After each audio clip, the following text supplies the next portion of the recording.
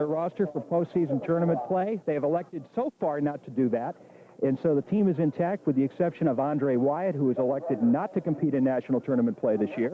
And Mitch Morgan, who is here but injured. He'll be wearing his jersey, but he'll be on the sideline. Otherwise, it looks like everybody has made it and is in good shape. The only problem is rust. They've not played in 2 weeks, and reportedly, practices have been a little light. Well, and I had a chance to ask Coach Mayer before they had to go into the locker room turnout. So it will be interesting from that standpoint. Although I'm sure all things are equal, it was equally as difficult for the Central New York Express to field the team for practices and deal with the weather as well. So sort of a leveling factor there. We've got the coin toss going out here right now, Bill, and representing CWI is Butch Lozo, I believe is how you pronounce it. I apologize if I mispronounced it, but I believe it's Butch Lozo with the coin toss from CWI. Okay.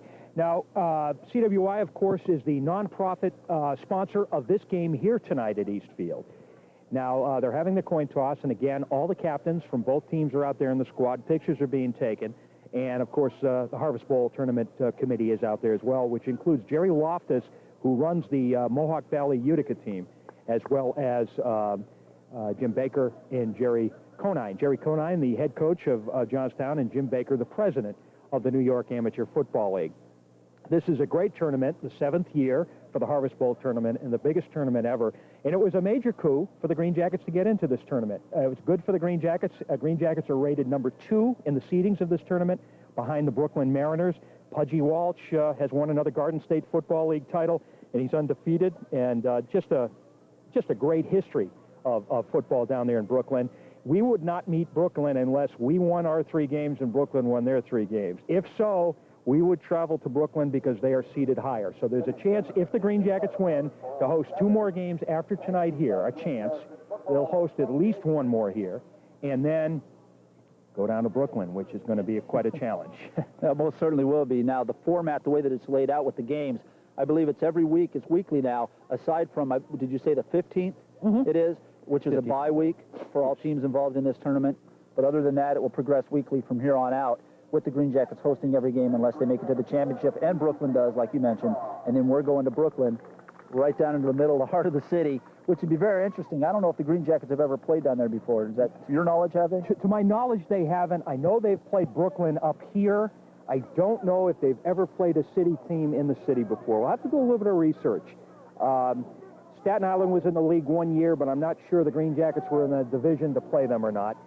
By the way, Syracuse, they have opted to add players to their team, and despite their impressive 9-2 record, the Green Jackets, the Express have added 7 players from the Montreal Titans team, including Steve Panalakis, who will be starting on offensive line. Steve played for the Condors last year, played for the Green Jackets in postseason play, played for the Titans this year, and now playing for the Express. And you'll see Mac Charles out there as well. Mac, a big tackle leader for the Montreal Condors in the past. He's part of that delegation, as well as 2 players from Utica have joined this team. So Coach Chris Gorman has an opportunity, but also it makes his job a little harder because you're melding 9 players that are not used to your system into your team at very short notice, and usually because of the distances they travel without any practice at all. Right, and then you mentioned that the Green Jackets, of course, not adding anybody for this postseason, and typically it's always been the case where they've always added or tried to bolster areas where they felt they might have a weakness or somebody wasn't able to make the commitment to go on in this postseason tournament. None of that's happened in this year. With the Jackets being as strong as they are, everybody, aside from, like you said, Andre Wyatt, is committed to going on here in postseason, but there really isn't any holes to fill. I mean, everybody's, for the most part, is extremely healthy, which if you're going to win a championship, we all know that you have to remain healthy. The Green Jackets have done a fine job with the help of trainer Dan Middleton of keeping everybody healthy. So if it isn't broke, don't fix it. You know, you can insert anything you want to. Too many cooks spoil the broth, you know, sure. Whatever. They don't have to do anything to go ahead in this tournament and go all the way through the whole thing and look towards a game possibly after this tournament on a national format level. So, you know, they're solid. Well, I'll tell you, this is exciting. This is great news. There's a different feel to the playoffs, the postseason this year than there was last year. Last year, there was more of a wide-eyed, geez, we're here type of thing. Let's hope we can do proud. This year, it's kind of like we're expected to do well. We're expected to be in that Harvest Bowl final game. We better get there type of attitude. Yeah, exactly. You hit it right on the head. And just even the overall appearance of the team. They look comfortable. They're calm. I would not expect them to come out here nervous. I wouldn't expect not to see any jitters because they got the Empire League Football Championship. Now, I'm not saying that they're content with that and that's it and they're going to be complacent and all the other things that might go along with that. They're eager to get into this tournament and do well and prove something beyond because of the 2 goals that they set previous to the beginning of the season. But they just look better. I mean, I'm just looking down at them when they came out, and I commented earlier to Coach John Adams' wife that look at how professional they look. I mean, they just look crisp. The uniforms look good. I mean, they just look ready for this thing. Even more than last year. I don't know. Maybe it's just perception on my part, but they just seem like they're even better, more of a team and better prepared for this postseason play. No question about it. Although light on practice, this team has got all of the ingredients to have a great postseason. 12-1 record on the line. New York State title on the line. Round 1 of the Harvest Bowl set to go. The Express kicking off to the Jackets. We're underway. It's a shorty. It's taken at about the 35, not taken at all. Ball loose at about the 35, put down at about the 36-yard line by number 25, Damon Walker. Yeah, that ball was going to stay in bounds, by the way, and that almost worked as an onside kick type of a pooch kick. I don't think it was intended to be, but if Damon hadn't have fallen on that, there was a guy there with the Express that was willing and able to fall on that ball right then and there, and he just about took Damon's head off, so Damon did a good job to field that ball. Crowd moderate here. We hope some more people will be filing in. It's a beautiful night for football. Then an unseasonably warm day for November 1st, the temperature hitting about 70, probably in the 50s right now, as Whitey Siska, Kevin Whitey Siska, wearing number 12, takes him out of the huddle. He has been the starting quarterback of record with the exception of 2 games over the last 2 years. He's done a magnificent job. Let's see what they do as the Green Jackets have great field position. 1st and 10 at the 36. Whitey back. He's looking right. He throws. Incomplete. Now, it almost looked like to me on that, from my vantage point, that Gabe was hooked a little bit there and pulled just as he was laying out for that football because I think Gabe would have had a good shot at that. It was extended out there where only Gabe could have gotten it, but I think he was hooked a little bit there by the defender for the Express. Green Jackets, again, with an impressive 12-1 record. They've had 12 wins before, a 12-6 record last year, a 12-4 record back in '97. Otherwise, they really haven't come close to that. I think the previous high total was 9 wins. Here they go right now. They're going to try to gun for 13 and set all new records here tonight at East Field. Siska, long count under center. Siska holding it. Whitey Siska looking right, trying to get around the corner. He does. Not a bad run, out almost the 45, 44.5-yard line. Well, I think Kevin Siska made something out of nothing there because I think that was a broken play. I think Dan McGovern was looking to go left with that, and Siska had intentions of going right with that, and he decided to take it on his own to make something out of nothing. The Green Jackets have been a very successful passing team. Dan Chandler catching for 923 yards. Gabe Young, 555. Glover, 296. And that doesn't include the great play of late of number 14, Larry Alberts, who's come on strong. So when you have 4 receivers of that caliber, all in good physical shape and playing, the passing game is really going to open up. And I have a feeling with 4, 2 and 2, going out for a pass on this one, probably going to see a pass right now for the Jackets in a 3rd down and 5 situation. Whitey back, throws up the middle. Glover was an intended receiver, and he gets mugged. And they're playing some physical ball, the Express, Chris. Yeah, they are, and I would expect to see that from them. They looked like a very physical team when they came out, and they just looked like that type of a team that plays very loose and wild and likes to put hard hits on. And right there you saw Glover going over the middle. I think he knew he was going to get hit. It was extended out there in front of him a little bit, and he couldn't just get hold of it with his first grab there, and he took a lick for it, too, as well. Yeah, he did. And we're going to see a punt from the Jackets on their first series. Interesting. Dan Chandler, number 17. He's back to do the punting chores. Has had a magnificent season. We have no score if you're just tuning in. 13 minutes, 29 seconds. East Field, round 1 of the Harvest Bowl tournament. Green Jackets hoping to win this one. Look for a close game in the first half, folks. Don't think anybody's going to take complete dominance of this game as we get a nice kick out of Dan. That one's taken at about the 18-yard line.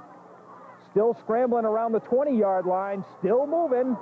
I believe it's Scott out to about the 40-yard line. And I'll admit to you right now, ladies and gentlemen, that these white numbers on these whatever jerseys are very interesting. Number 8 it was. Okay. Right, and that is Steve Scott. And we have a roster here, but we don't have the positions that they hold. Right. Just the height and weight and their number and name, of course. But I did know from checking early on that number 8, Steve Scott, is their go-to guy, their main man. Call him what you will. Also, it must be dangerous on returns, as we just saw right there, a receiver on the offensive unit. So I don't know if he goes both ways on defense, but we should look to him for big plays tonight, and if the Express are going to win, he should be a factor. 5'8", Richard Dykes is the quarterback in the shotgun. Not a big guy in stature, but a big heart. He gets the ball. He's tucking it in. Dykes with the ball. He's looking for room, trying to go around to the left side. Dykes still running. Dykes out of bounds at the 46. Well, I think we have a late flag on the play, which is probably going to be a late hit on the Green Jackets out of bounds there on Dykes. But Dykes being the size that he is, actually 5'8", 185, he's going to have a hard time seeing the passing lanes and seeing over the line. So I expect to see him moving around a lot in the pocket and tucking the ball and running with it, and he appeared right there to be a very elusive guy. So he brings something a little different to the table than I think what the Green Jackets have seen in the Empire Football League, which is a quarterback that may be thinking run a little more than pass, even when he's in passing situations. So the Jackets like to pursue a lot, and they're a very blitzing or an attacking team. That may be difficult with Dykes out there and him avoiding that blitz and running for big yards. Well, not only did he do a good job running the football, but as a 15-yard penalty against the Jackets tacked on, great field position for the Express. They're at the 38-yard line. 1st and 10. No score in the first quarter here at East Field. Dykes, handoff, up the middle. Still running, looking right. Still moving, number 31, and we're trying to get all the numbers here. And that's Chris Beebe. Cortland High School, Cortland State. Cortland State, a kind of a hotbed for football, especially coaches in this state of ours. Very, very nice guy. I had a chance to meet with him very briefly before the game, and we expect to see BB running with the football quite a bit. Boy, it's quiet here tonight. You stop talking and you don't hear a blessed thing. I'm not used to this. And what's happened is the Express has taken the crowd out of it so far. Maybe it's a Halloween hangover. Yeah, it could be. It could be. They got a man in motion, number 3. And they're keeping it on the ground, up the middle, not getting too far. And by the way, number 3, the man in motion, was Frank Desiderio. Desiderio is also the backup quarterback, and he started most of the games until 2 games ago. But he's going to be seeing action in the wide receiver role. We have a Jacket player down on the field, and I'm trying to make out who it is from here. I want to say it's 86. Is that Vignola? But I'm not sure. But I believe that's who it is as he comes favoring his right leg off the field. And we'll see what his status is in a little while here as the trainer, Dan Middleton, helps him off the field. But obvious passing situation, or I would think that it is here, with 3rd and about 4 or 5 yards to go, just about the 32-yard line. But I wouldn't put it past the Express to be thinking, okay, we're in 2-down territory here because maybe we can't kick a field goal of this length. So maybe not necessarily a passing situation. We'll have to see here as we see 2 backs in the set. Maybe they are going to run it. Here we go. 3rd down, about 4 yards to go. Going right. You called it right, Chris. Down to about the 27-yard line, I think, is where they're going to position it. Should be enough for a 1st down, and it is. I believe you're right. And right now, thus far, starting right out, it looks like they're going to take it right at the Jackets, and we're just going to do what we do best, which I think the Express are. Obviously, they like to run the ball, and right now they're showing some movement, being able to gain a couple 1st downs in this first series, unlike what the Green Jackets were able to do on their first series, Bill. Well, it's very interesting when you consider the caliber of defense that the Green Jackets have. Take away the 20 against Scranton, take away the 21 against that off game against Springfield, and Green Jackets defense has been very stingy. They're going to have to tighten up right now. The Express moving the football up the middle, still running. Gain of about 4 or 5 on second effort. Good field position for the Express as they get down to around the 20 to the 19-yard line. Now the Express are in the New York Amateur Football League, finished with a record of 8-2, and I believe that was good enough for the league championship, if I'm not right. Yeah, 8-2, and they beat the Monroe County Sting, the team that we beat at home here to begin the season in June for the title. And it was an 18-13 win by the Express, a tight game. By the way, Monroe County Sting got better and better once they left here. They played a very tough preseason schedule, then went into league playing very well. Here we go. And that was probably more than you wanted to hear on that. Ball down to about the 15-yard line. And the Express, I'm impressed with what they're doing, both on defense and offense, Chris. Well, they're a league champion, first of all. They finished 8-2. They've been in some tough games. And although the Green Jackets are seeded 2nd, by no means is this team a pushover. This is going to be a tough game for the Jackets tonight. I did expect the Jackets to come out quick, fast, and hard at first and maybe put the first points on the board. But the way things are going right now, it looks like that may not be the case. Now, remember, too, the Syracuse Vipers did not operate this year in the Empire League. So you have a great wide receiver and kickoff return man like Steve Scott on this team. And you have a great defender like Scott Irons, who wears number 77 for them on defense, coming over from the Vipers. These were Viper All-Stars that become part of an Express team. And when you add that to Mohawk Valley and Montreal and a few others, you are talking a high-caliber football squad. Can they all play together and get together tonight? It would be the only question I would have. Here we go. He's back. Dykes is moving. Boy, Dykes can throw on the run, too. Completed pass down there at about the 20-yard line. Well, I'll tell you what, and that's not an easy pass. He's a right-handed quarterback rolling to his left, so he has to throw back across his body. He did it accurately there and was able to complete the pass. It's going to bring up a third and about 6 or 7 to go, but we'll say 5, I guess, looking at the line, at the spot over there where the chains are. But he's showing good ability to move in the pocket and throw on the run. Dan Herman was the receiver there.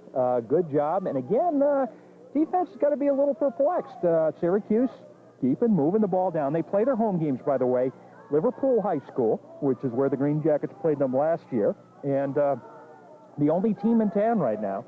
And, of course, Greg Portzline, the owner, has been involved in this sport with the Express since the mid-1980s. Count, keeping it under center. He's got it. He's trying to roll away. He's got it. Dykes moving. He's still moving. Not a huge gain, but he made something out of nothing, I thought. Oh, most definitely. He's showing good foot speed and ability to get around the end there. Number 95, Jones, Night Train Jones, who all season we've seen him run quarterbacks down, was unable to make an arm tackle there, as we see the elusive Dykes able to get outside around the pocket there, out of the pocket. So, like I said, he's bringing the Green Jackets a little something different than they've seen all season, where Jones may have brought the quarterback down early on in the season or against the other teams in the Empire football. Like, didn't happen there against Dykes. Here we go. Syracuse Express with the ball. The CNY Express, they call it. 7 minutes, 47 seconds. Clock stops with no score. Looks like the Jackets have taken timeout. And I think that's a very wise move. Time for Coach Quackenbush to, make sure the guys are, doing okay out there. I mean, hello, people. Eddie Fun here. It is Eddie Fun. I want to tell you 3 reasons why it's great to show our 1969 championship team, George Boudreau. And George is here tonight.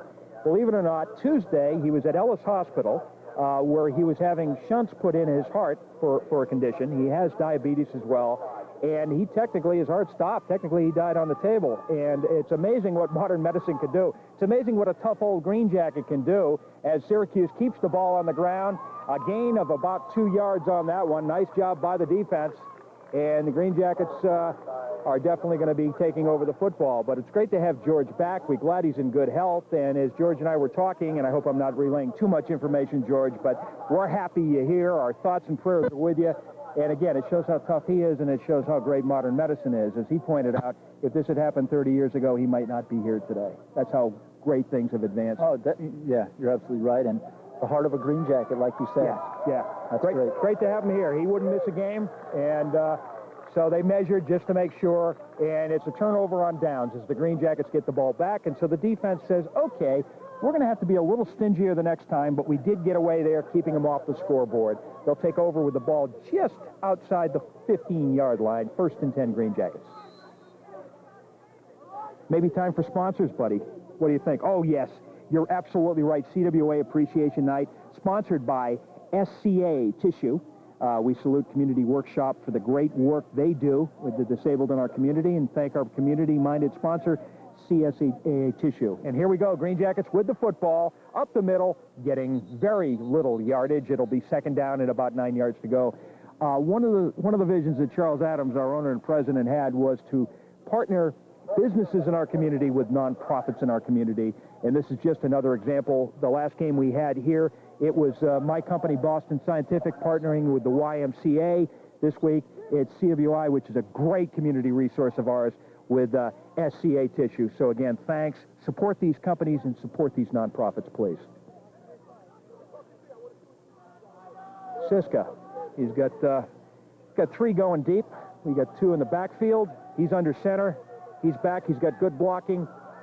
What was that? I think maybe the intended receiver might have been Gabe Young, but it never got that far. They've got a couple tall ones there on that front line. Yeah, that's Tremaine Henry, and if I'm reading it correctly, he goes 6'6" and 260. So when he gets his mitts up in the air, we're talking about 7 or 8 feet up in the air. So it's tough to throw over that. The front line, offensively and defensively, for the Express tonight, I was standing down near the field, and they aren't small guys. This may be one of the few games where the Green Jackets are actually outmanned as far as weight goes on the line of scrimmage. So that'll be interesting to see as we saw them move the ball down the field on offense earlier. an interesting thing to pay attention to as the game goes along here, Bill. Another quality opponent for the Green Jackets in this great season. We have third down and about 8 yards to go.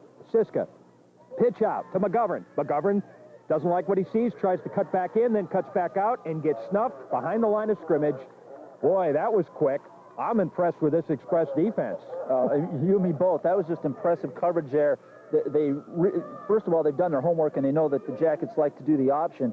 They hit Kevin Siska just as he pitched it. He paid for what he did right there, but as they pitched it to McGovern, boy, they closed in on him quick and were able to take him for a loss.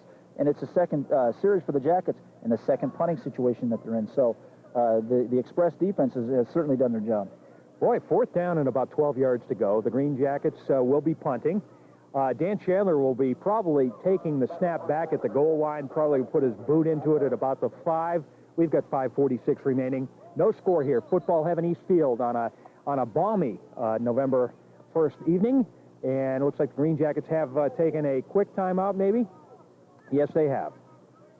Cortez Pritchett comes out. Yeah, timeout green is the official call here, and the question is why? Did we not have enough guys on the field? That's my guess, that they just didn't have enough players out there. Hate to be critical, but that's not something you like to see this late in the season. Well, you mentioned the lack of practicing and a 2-week layoff, and perhaps that's showing just a little bit. We saw 2 quick timeouts here in the first quarter, so very uncharacteristic for the Green Jackets this season. Yeah. A very polished, a very disciplined, a very well-coached team, but right now they're in a bit of disarray. While we have a chance to pause at the commercial, you want to go ahead and you want me to take over, mention some of the sponsors? Yes, please. Let's jump in. Yes, please. Well, I'll take it off. I'll kick it off with the wide receivers and tight ends tonight. And they are sponsored by McCann's Pharmacy, your hometown full-service pharmacy on the park in Hudson Falls. Free delivery, 7 days a week. And, of course, the Pro and Mo Sports Shop, your preferred supplier of awards, plaques, and trophies. 27 years in the making. 151 Broadway, Fort Edward, New York. Go see Punk and No for all your needs. And I'm just here looking. Okay, boy, that was a quick timeout. As Chandler gets ready, Punk and Mo, of course, have paid for all these footballs for all the home games all season long. We thank Punk and Mo very much. Chandler, low snap. He fields it well. Pooches it left, taking a Green Jackets roll across the 40, 45. Not bad, as it's touched by Larry Alberts, and it'll be 1st and 10, great field position. There we go. That's the word I wanted for the Express as they come out onto the field. Actually like their uniforms. Wish their numbers were darker and a little more pronounced, but I really do like the effect. I have not seen a team with these colors before. No, we haven't actually, too. The field position right now, I mean, they're starting inside the Jackets' 50-yard line. This is something very uncharacteristically of the Jackets. We haven't seen this much this year, and we haven't seen a punt like that much from Dan Chandler. He's done an outstanding job this year. But the fact that it skipped, and I think he got a little bit nervous thinking he was going to be under more pressure than he was, and so he kicked it off the side of his foot, but he did get about as much as he could have out of that ball. Certainly took a Green Jacket roll, but outstanding field position for the Express. Here we go. Nice handoff, good fake, carrying the ball, number 21, down to about the 36-yard line. I think is it 31 or 21? Is it 20? I think it's 31. It's 31, it's yeah. BB? Okay. That was a nice scramble by BB. You know what, I may be wrong, too. I'm seeing 21 out there, too. Are you? No, it was BB. It was BB? Yeah. It's probably more characteristic of a BB run. Well, I know he wanted to go inside with that, and he bounced it outside, but he's not a small guy either. He goes 220, but he's able to bounce it outside, and he's not the slowest of foot. He's pretty quick, so they're going to have to watch him not only inside, but outside as well. Looks like they measured this. It looks like it's about a half a yard short, so not a bad run by BB, 9.5 yards. And I'll tell you something, folks. If you were measuring this like a boxing match and marking the rounds, you'd have to give the first quarter so far to the Express. They right now are playing better football on both sides of the ball than the Green Jackets are. Of course, it's early, and of course, there's no score, and it can go either way. But Express doing exactly what they wanted to do here tonight.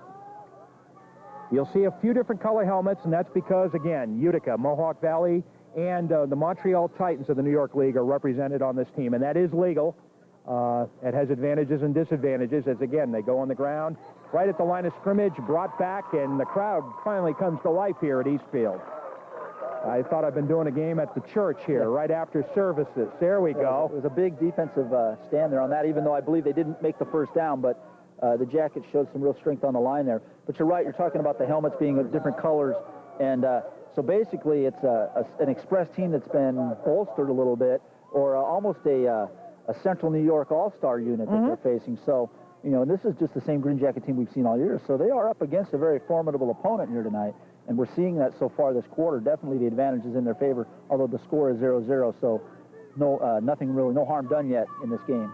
Dykes continues to hand up the middle. We have a flag on the play and a decent gain, this time by number 21, John Holmaster. And looks like they're going to bring it back, illegal procedure against the Express. Syracuse with a, I should have brought the program up, but trying to remember off the top of my head, minor league football, as we know it in Syracuse, really didn't get off the ground until the 1970s. And teams like the Americans, the Salt City Aces, the Express, the Vipers, the Storm, the Bisons, representing so many different leagues. But the Express is really the senior team in Syracuse in that 35-year history. They've been around for almost 20 years, have a couple of national championships, 85 and 87. Great football team. In fact, our own Terry Gordon, all-star quarterback for the Green Jackets, actually played some postseason ball with the Express in 1987. Little-known fact. Dykes, the quarterback, 5'8", doing a great job running this squad. Looking left, throws, got his man still on his feet, down across the 25 to the 23.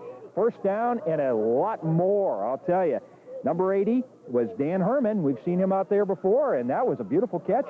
That was a good job there by Dykes. I mean, if he tried to thread that ball in on a rope, he wouldn't have been able to do it. He had to drop it over the top, did it perfectly right into the receiver's hands as he ran right into the timing route, basically right underneath that football, and completed for a first down. So good job there by Dykes.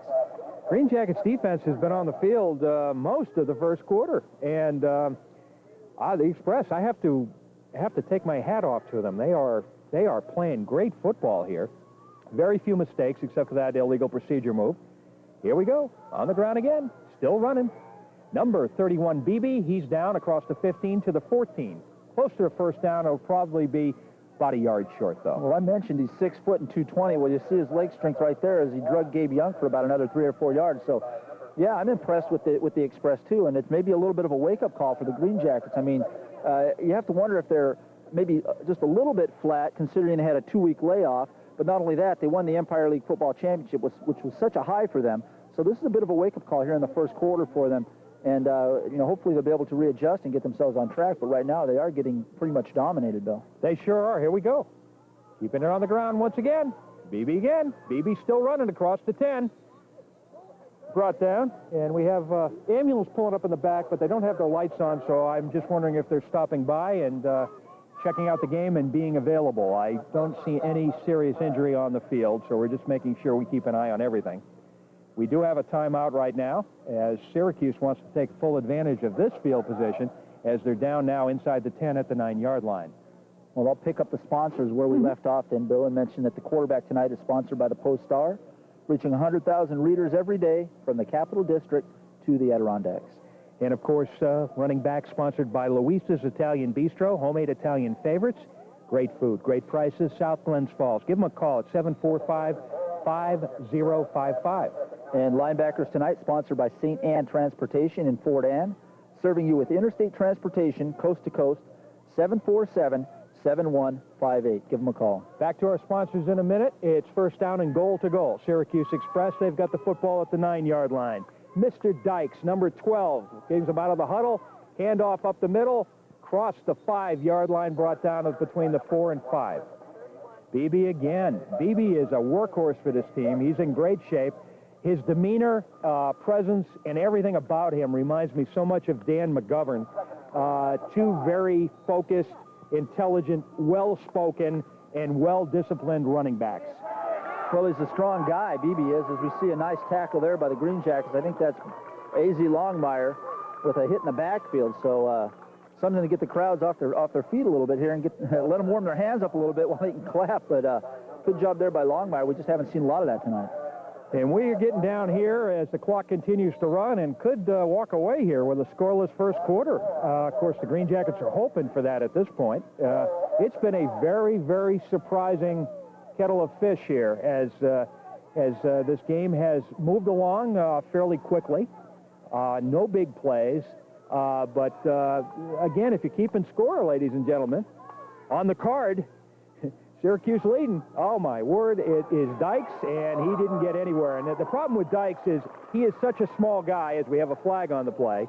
Dykes is not a big man. He is 5'8" and 155, 165, and I'd say that's a stretch.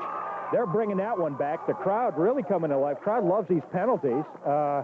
Sportsmanlike against the Express. Wow, that's surprising. Somebody in the backfield or something said something. Well, it came late, just after Dykes was already on the ground. Just at that moment, they threw the flag. I wasn't able to see it, but I think somebody came in just after the whistle and laid a hit on somebody. But whatever the case, and it backed him up and brought him in a fourth-down situation. And, you know, it's a makeable kick for a decent kicker. I don't know what they have for a kicker, but it looks like we're going to see an attempt. I believe, if I'm correct, and there's been number changes, is 81 going to do the kicking? I'm not sure. They've changed numbers. I was told that Andy Gardner would be doing field goals. I see a 1 on his jersey, so I believe it may be it is 81. See, he usually wears number 99, and there was a last-minute change, and the quarter ends. No score, ladies and gentlemen, from East Field. We'll be back with second quarter action. This is Green Jackets Television. Did you know that many adults, like yourself, don't know they should be immunized? But no score. That's the key. 15 minutes back on the clock as we begin second quarter play. Andy Gardner going to be attempting a field goal here. It'll be a 41-yarder, and Syracuse going to try to get on the board. Snap is down, kick is up, and it's not going to go that far. Fielded by Gabe Young at the end zone. He's cutting in the middle across the 5. Gabe Young at the 10. We have a flag on the play. Gabe cutting back, looking for room. The 15. Gabe Young, number 3, the 20, 25. Gabe still motoring. He's brought down at the 34-yard line. Well, I think they're going to bring that back because of a block in the back by a Green Jacket player. We have a player down for the Express now. If you haven't seen that too often, a kickoff returned, it's not because that isn't something that's just unique to this league or this tournament. It's legal in every league and from high school on up to the professional level. It's just that you usually see kickers miss over the end line, and it isn't returned. Of course, Gabe had the option of downing it there and taking it at the 20, but Gabe, knowing the kind of return guy that he is, thinks he can get more than just 20 yards out of it, and indeed that was the case. Unfortunately, it's going to come back with a block in the back, and it's going to be probably at about the 10-yard line or so, or less, but... and we'll get a read here on who's down for the Express, but it's a big guy, Bill. It's definitely a big guy. Oh, he's getting up good. I thought for a minute there the way he wasn't moving at all. No, he's up, and he's walking off under his own speed. 61, huh? Who do we got at 61 there? Steve Pantelakis. Oh, former Green Jacket in postseason play. Montreal Titan, former Montreal Condor, veteran of Empire Football League action. This year opting to play with the Titans and staying in Montreal. Came down to help out his teammates on the Express.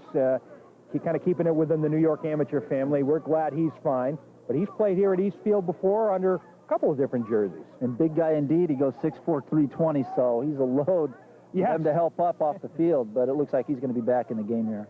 Jackets with the football and their work cut out for them. They have no score, and they're on the 7-yard line. Their own 7. As we take a look at the backfield there, which includes, of course, number 44, Dan McGovern. Let's see. Danny's got it, I think. Danny's moving. Boy, can he move. Out to the 16-yard line. That's big. Well, that's the longest run I think we've seen from scrimmage so far tonight. Yes. Oh, we haven't seen McGovern really get moving up the field, and I think it's almost good for a first down. So, I mean, if we're going to see the Jackets not only get in this game, of course they're in this game, but do what they're accustomed to doing, we're going to see a lot of Dan McGovern and a lot of runs like that. McGovern comes out. Sakima Grimes, number 22, comes in, but we've got Gabe Young and Glover going wide right. Dan Chandler going wide left. Look for a pass here.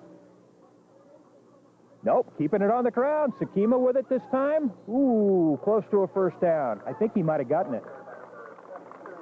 You know, this is the biggest, and just from what I've seen thus far this game, if there's anything that's the biggest difference for the Jackets, or test for the Jackets, at least on the offensive side, is right on the line of scrimmage. I think this is the toughest defense, or the biggest defense, that I think the Jackets have faced all season. So they're really being put to the test right now on that offensive line. This is a real challenge as Sakima comes off and Dan McGovern goes back in.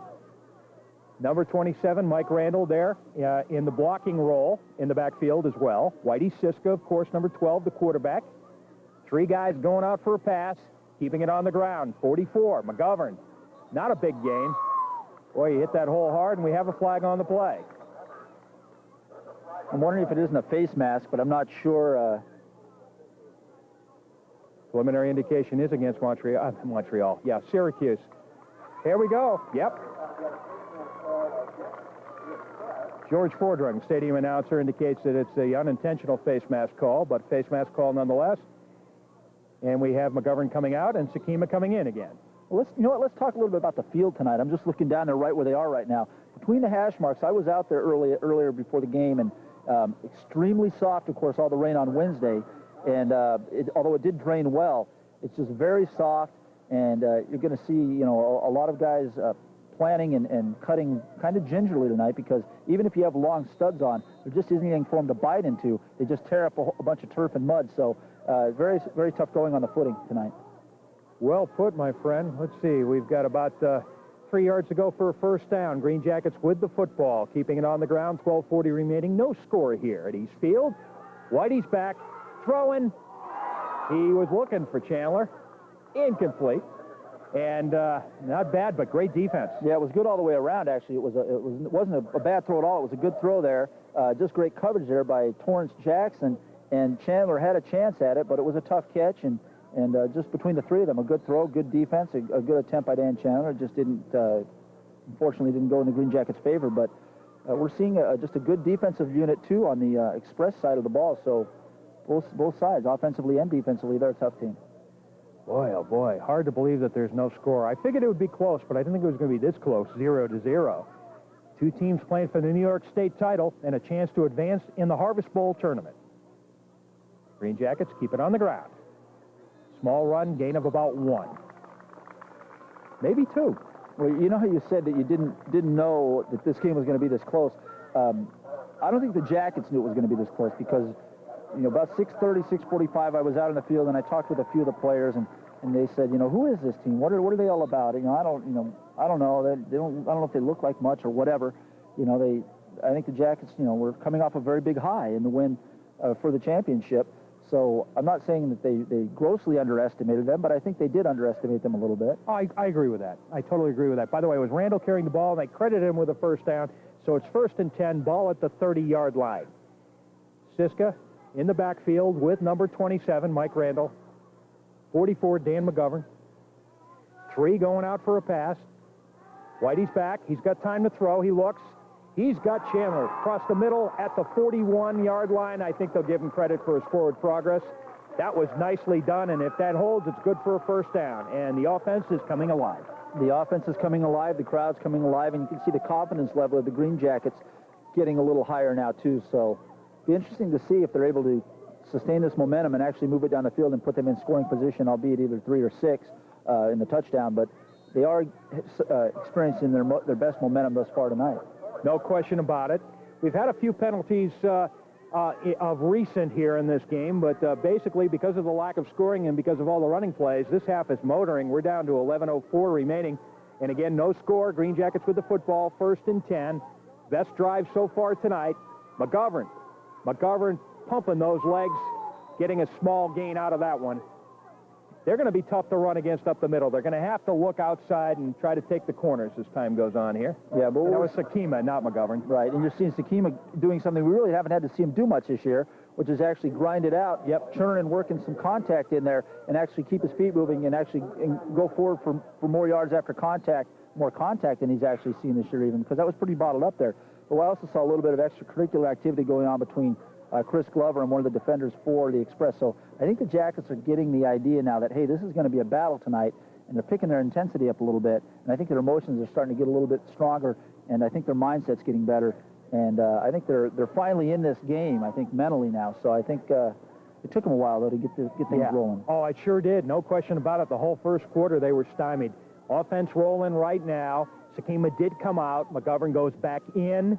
Whitey making some adjustments. You can hear his signaling calls from here. Long count.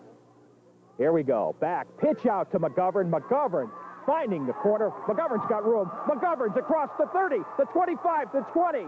And he's brought out of bounds. But what a great run that was, and the crowd is on its feet here at East Field. Yeah, it's always great to see McGovern. I mean, you know that he can run up the middle, and he does so well, finds very small cracks and turns them into big gains. But when you see him turn the corner, you really can appreciate the quick acceleration and speed he has, because he blew away a few guys there and it was only saved by a guy taking the proper pursuit angle, or he would have gone for 7. So, I mean, McGovern, we've seen all facets of him now, and that's kind of the way he is. He's a multifaceted running back, and he's a threat, and teams have to watch out for him. We have a timeout here as Coach Tommy Mayer has a chance to go out and talk with his offense. This is really a great football game when it's this close, when you know that it's not luck that it's this close either. It's Syracuse playing very good football, Greenjackets trying very hard, but so far, just on this drive here, we're beginning to see them find their groove offensively. Two great defenses, though, no question about it. And this is a salute to both leagues, and it shows the parity between the New York League and the Empire Football League. And, of course, as I've hinted and we've seen in some pregame interviews, there's a number of people on both sides that would love to see these two leagues come together in some way and really turn it into a super league. Well, how great would the battles be and the level of competition if they were able to do that? I mean, you're seeing it right here tonight. I mean, so many times we've watched games this season where the Greenjackets, they would have already been decided by now. Yep. Just the final outcome is all we were waiting to see. I mean, I'm enjoying this. This is great. And for those Green Jacket fans and the people that are pure Green Jackets all the way through and through, they may be saying, it's a little too close for me. But, and I'm definitely, I love to see the Green Jackets roll the big victories, but I'm enjoying this close game because it's good football. Not only is it close, but it's good football. Well, if they can win this after being tested, this sets them up better for the tournament than if they were rolling over like last year in the USFA. There was one opponent that really wasn't in the same caliber as the Green Jackets. This is good for football, good for our level, good for the Jackets. Whitey Siska under center, long count. McGovern with the football. He's found room in the middle. McGovern standing up. That is a phenomenal run. Dan McGovern, touchdown. Yeah, outstanding run. I mean, how many times this season have we seen that? Exploiting a small crack, doesn't need a big one. Right. But he breaks the arm tackles and goes right through there, and they don't know what hit him, and by that time it's too late, and he goes in for a touchdown, and he did it again once again, and the Green Jackets draw first blood. I know they expected to draw first blood, but I don't think they expected it to happen this late in the first half. A guy who truly enjoys the sport. We had an interesting ride home from Watertown. I won't get into all the side stories that involve legalities on that trip coming back. We did have a nice conversation with the New York State Police on that trip. But putting that aside, it was interesting to hear Coach Quackenbush and Dan talking about the game. I was able to ask them a lot of questions about how they feel. I talked to McGovern. I said, you just seem to get out there and you just kind of do it, and it works. And he says, you rely on your instincts more. You rely on your training and your instincts, and you just do it. You don't think about it. And I think that's one of the keys to his success. Then you add to that, he's got great natural physical ability. Well, I mean, they talk about a running back and what running backs need to be successful. And they need to be tough. And, McGovern, of course, he's put together well. He spends time in the weight room. That's obvious. It shows in his, the way he's put together. But he's got great heart. He's a smart player, but he's got great vision. And any great running back has great vision, and McGovern has good vision. Bagstad in to add the extra point. Chandler holding for him. Long count. Snap, caught, blocked. Woo! That hurts, and that should not be held against the kicker. That was a snap that Chandler did well to grab a hold of and try to bring down. Unfortunately, the kicker goes into the books as having... How does that work? He didn't put a boot into it. It still shows up as a... How does it show up in the record? Well, on a kicker's stats, I mean, it may say in the box scores kick blocked. Right. But on his stats, that's going to go against him as a missed extra point, which I always have been against that. Of course, being a kicker, I mean, anything that the kicker is directly responsible for, so be it. I mean, put it all on his record. But something like that, which really isn't his fault, don't put it on him. But then, of course, when you think of it that way, you can say, okay, well, what if a kick gets blocked because a kicker waits too long? Right. I mean, where do you draw that fine line? I mean, you have to draw it somewhere, and unfortunately, you have to give it to him there and say that it's blocked and it's a missed kick. Well put, because I look at that, and, a lot of times people just look at the box score, the stats, so to speak, and usually a pretty good story behind some of those stats. Boy, oh boy, I'll tell you, we're in the second quarter here. The Green Jackets only leading 6-0, and that on two great runs by Dan McGovern to get him in there. But other than that, this game is really even Steven. As Vinny gets set for the kickoffs for the Jackets. Boom, he puts a boot into it, going a little bit left. taken at about the 15, across the 20, 25, 30, brought down at the 34-yard line. Wow, nice run, though. Vinny, his footing was a little precarious there. He slipped a little bit on that kickoff. It's a little bit shorter than what he's used to. Talking with him earlier, they weren't too happy with the way the footing was out there, the kickers I'm talking about. So, and he's shaking his head, too. But, you know, I hope that extra point, this game being as close as it is, isn't a factor, but it very well could be. We haven't seen the Jackets miss many, by the way, this year. No, either. No, that's for sure. The officials, we have a player, I think, yeah, he's working on his helmet. I just wanted to make sure. Equipment timeout. Chris, I want to pick up on your thoughts on the field before. Remember, not only was it heavy rain this week, but Glens Falls High School played sectional ball here last night on top of a wet week, beating up on Mohonasen from Schenectady to move on in a great effort. But this field has had quite a bit of usage. Glens Falls High School, of course, playing, I think, 3 weeks in a row here, and the Greenjackets back after a couple of weeks off. That coupled with the weather, the field will be glad for a nice, calm winter, I think. DPW does a great job, though, maintaining this facility. I was just going to add that for the time of year, it's still in outstanding condition. Here we go. Quick pass back. Got his man, but going nowhere. The safety pass does not work. Sometimes the screen does it, and sometimes it doesn't. Well, a screen does it when it's fast to develop. That was very slow to develop, as Dykes had to loft that ball over to his receiver, being as short as he was, and it was still deflected, I think, by I'm not sure who deflected it for the Greenjackets, but when he's that short, he had to throw it like that, and it took a while for the receiver to catch it, and the Jackets were able to converge and make the tackle. But you have to hit those quick and let the receiver get moving, and it just didn't happen there. Poor Thomas Cook, he got the football, did well to get it, and then saw a wall of green approaching, and did well to hold on to it after that. So slight loss there. Syracuse with the football. The Central New York Express from the New York Amateur League. They're the champions of that league. Round 1 of the Harvest Bowl Championship and New York State Championship. Keeping it on the ground. Looking right, still moving. Beebe got a good head of steam. He's across the 40 to about the 43. Well, Beebe's not that slow. He was able to bounce that outside. That wasn't his first choice. That play was designed to go more inside. And he bounced it out and turned the corner around the end, and he's done it earlier on in the first quarter, and he did it once again there for a good gain. But Beebe's pretty quick, too. You know, McGovern is quick around the end, too, but Beebe's pretty darn quick, too. No question about it. 6-0 to score. 7.5 minutes left here. Football heaven East Field. Bill Callahan along with Chris Drennan. Greenjackets trying for the 13th win of this phenomenal record-breaking season. They're leading, but just 6-0. This is ever so close. Dykes is the quarterback, wearing number 12 for the Express. Only 5'8", but man, big heart, and he's doing the job running this offense. Greenjackets stop the run off the right with a slight loss as well, and it looks like they're going to have to punt.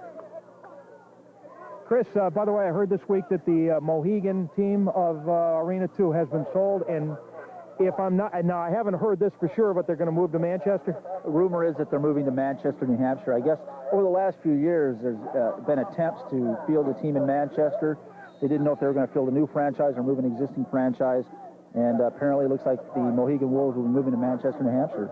First professional team in Manchester, probably, I would believe, in the history of football. It is. Professional football. No question about it. This one takes a funny bounce down to about the 40, 41-yard line. They've never had a team, even when you go back to the 1920s, when places like Hartford, Connecticut, and Providence had NFL franchises, believe it or not. New Hampshire never had one. This is the first indoor of any league to play in that area. And even the true professional minor league outdoor leagues like the Atlantic Coast and Continental never operated a franchise in the state of New Hampshire. So you're right. And other than a little bit of minor league baseball and a hockey team that's up there right now in the American League, this is big news for the great state of the great Granite State. It could be a tremendous success or a big bust. I don't know. I'm as curious to see how it goes too. But I am disappointed to see a team from Mohegan leave. It's such a great venue to play in. I enjoyed it, and a great venue or a place for the fans to go visit. It was a great road trip, and I'm a little disappointed to see them leave. Here we go. Siska back. Greenjackets with the football in the lead. Siska throws to Gabe Young. Tried to trap it, couldn't do it. Incomplete. Yeah, Siska just a little underthrown there to Young. He tried to slide, make the catch, wasn't able to do it, but we've seen him do it so well so many times this year, and I'm sure we'll see more of that tonight with successful outcomes. And, of course, the Conquest in Arena 2 going to have a totally different look with Ryan Venna and Corey Hill off to Columbus. And As it stands, yeah. yeah, as it stands, you're right. I expect to see a different look to the team, and, of course, it'll be a different look with the coaching staff, the head coaching job. That's supposed to be determined in the next week here, so keep our eyes open for that. Here we go. Green Jackets with the football. Second down, 10 yards to go. McGovern not afraid to put his shoulder into it either when somebody's in his way. Solid gain, almost 5 yards. Dan McGovern, South High, RPI, Green Jackets, and professional ball in the European Federation in Spain. And I'll tell you, the Green Jackets last year played an 18-game schedule, and I remember they said, we don't want to do that again. So the Green Jackets made efforts to cut down preseason games by 2 to 1 and so forth. Well, guess what? They're playing their 14th game here tonight, and if they win, it might be 3 or 4 more games before we're all over. So these guys started practicing in May. They might not see the light of a free weekend until December. Chandler in motion. Chandler with the football. Ooh, very interesting look. Yeah, I don't remember seeing that play much. A running play to the receiver like that, but they're trying to just catch the express flat-footed a little bit there, and I think it's a good call. It unfortunately didn't go for as many yards as I think they wanted to, but it was certainly still a success. That's a new wrinkle that we've seen tonight. We haven't seen that before. Well, you know, and as you dubbed it, the chameleon offense, Tommy Mayer is a genius, not only to design the offense, but to get all the guys, and they platoon players in and out all the time, to get all the guys to make all of these adjustments. This is not an easy offense. I mean, they're formations, running, passing, the combinations are endless in this team. Here's Chandler again. He's in motion. This time, Siska pitches up. He's got his man. He's got McGovern. McGovern's on his feet. McGovern in, standing up, touchdown. Oh, my word. That's unbelievable. Yeah, what a great play. So, it's McGovern 12, Syracuse nothing right now. Unbelievable how that worked. The play was set up exactly the same in that Chandler was in motion to the same side, but they pitch out to McGovern this time, and McGovern just tucks it in with some great blocking, I might add. Well, runs in standing up. And they fake the give up the middle, which got everybody to bite. And don't have to give McGovern much. And once again, you get him motoring around the end, and look out. And some good blocking there to seal for him. And then McGovern just did the rest and took it in. But that's how powerful and quick scoring and quick hitting the Green Jacket offense is. And once again, we see what they've done all season long. Man, another touchdown for the Jackets. It's nice. Unbelievable. Well, let's see if Bagstad can get this one in and get a chance to kick this one, which he really didn't the last time. What was that? Ooh, funny snap again. Nope. Chandler tucking it in. Dan Chandler looking. He's throwing. Got his man in there for 2 points and dropped it. Oh, Lord. Yeah, that quiets things down a little bit. So instead of 14, we got 12 points on the score. Was that Jenkins or Sylvester that dropped that? I think it was Jenkins, but I'm not sure. I'm still looking for the number here. Well, you know, sometimes the easiest catches are the hardest ones. You know, I mean, when you have no pressure on you and you're just standing there watching the ball come to you, that's when you have too much time to think and you drop the ball and then you hate yourself for it later. But that had 2 points written all over it. Unfortunately, it wasn't, and let's hope it doesn't hurt the Jackets as the game goes along here. Yeah, we hope not, because although the Green Jackets have a 12-point lead, 12-0, we're still seeing kind of a Johnny one-note situation. It is Dan McGovern right now really having a super game, but the rest of the crew has really got to get caught up here. Well, you know, mentioning that first extra point was low to Chandler. Right. That got blocked, and that one was a bit low, too. I saw Gosselin earlier when they were on defense working with snaps with Chandler on the sidelines, and that last snap still was low, so now we see Bob Fish working at the center position, taking some snaps to Chandler, and they're obviously trying to right something that isn't really working tonight, which is a surprise because it's worked so well for them all season. I was just going to say. I would hate to see this be a factor in the outcome of this game, because that's the one thing that's been so strong for the Jackets this year. I mean, one of many things, but...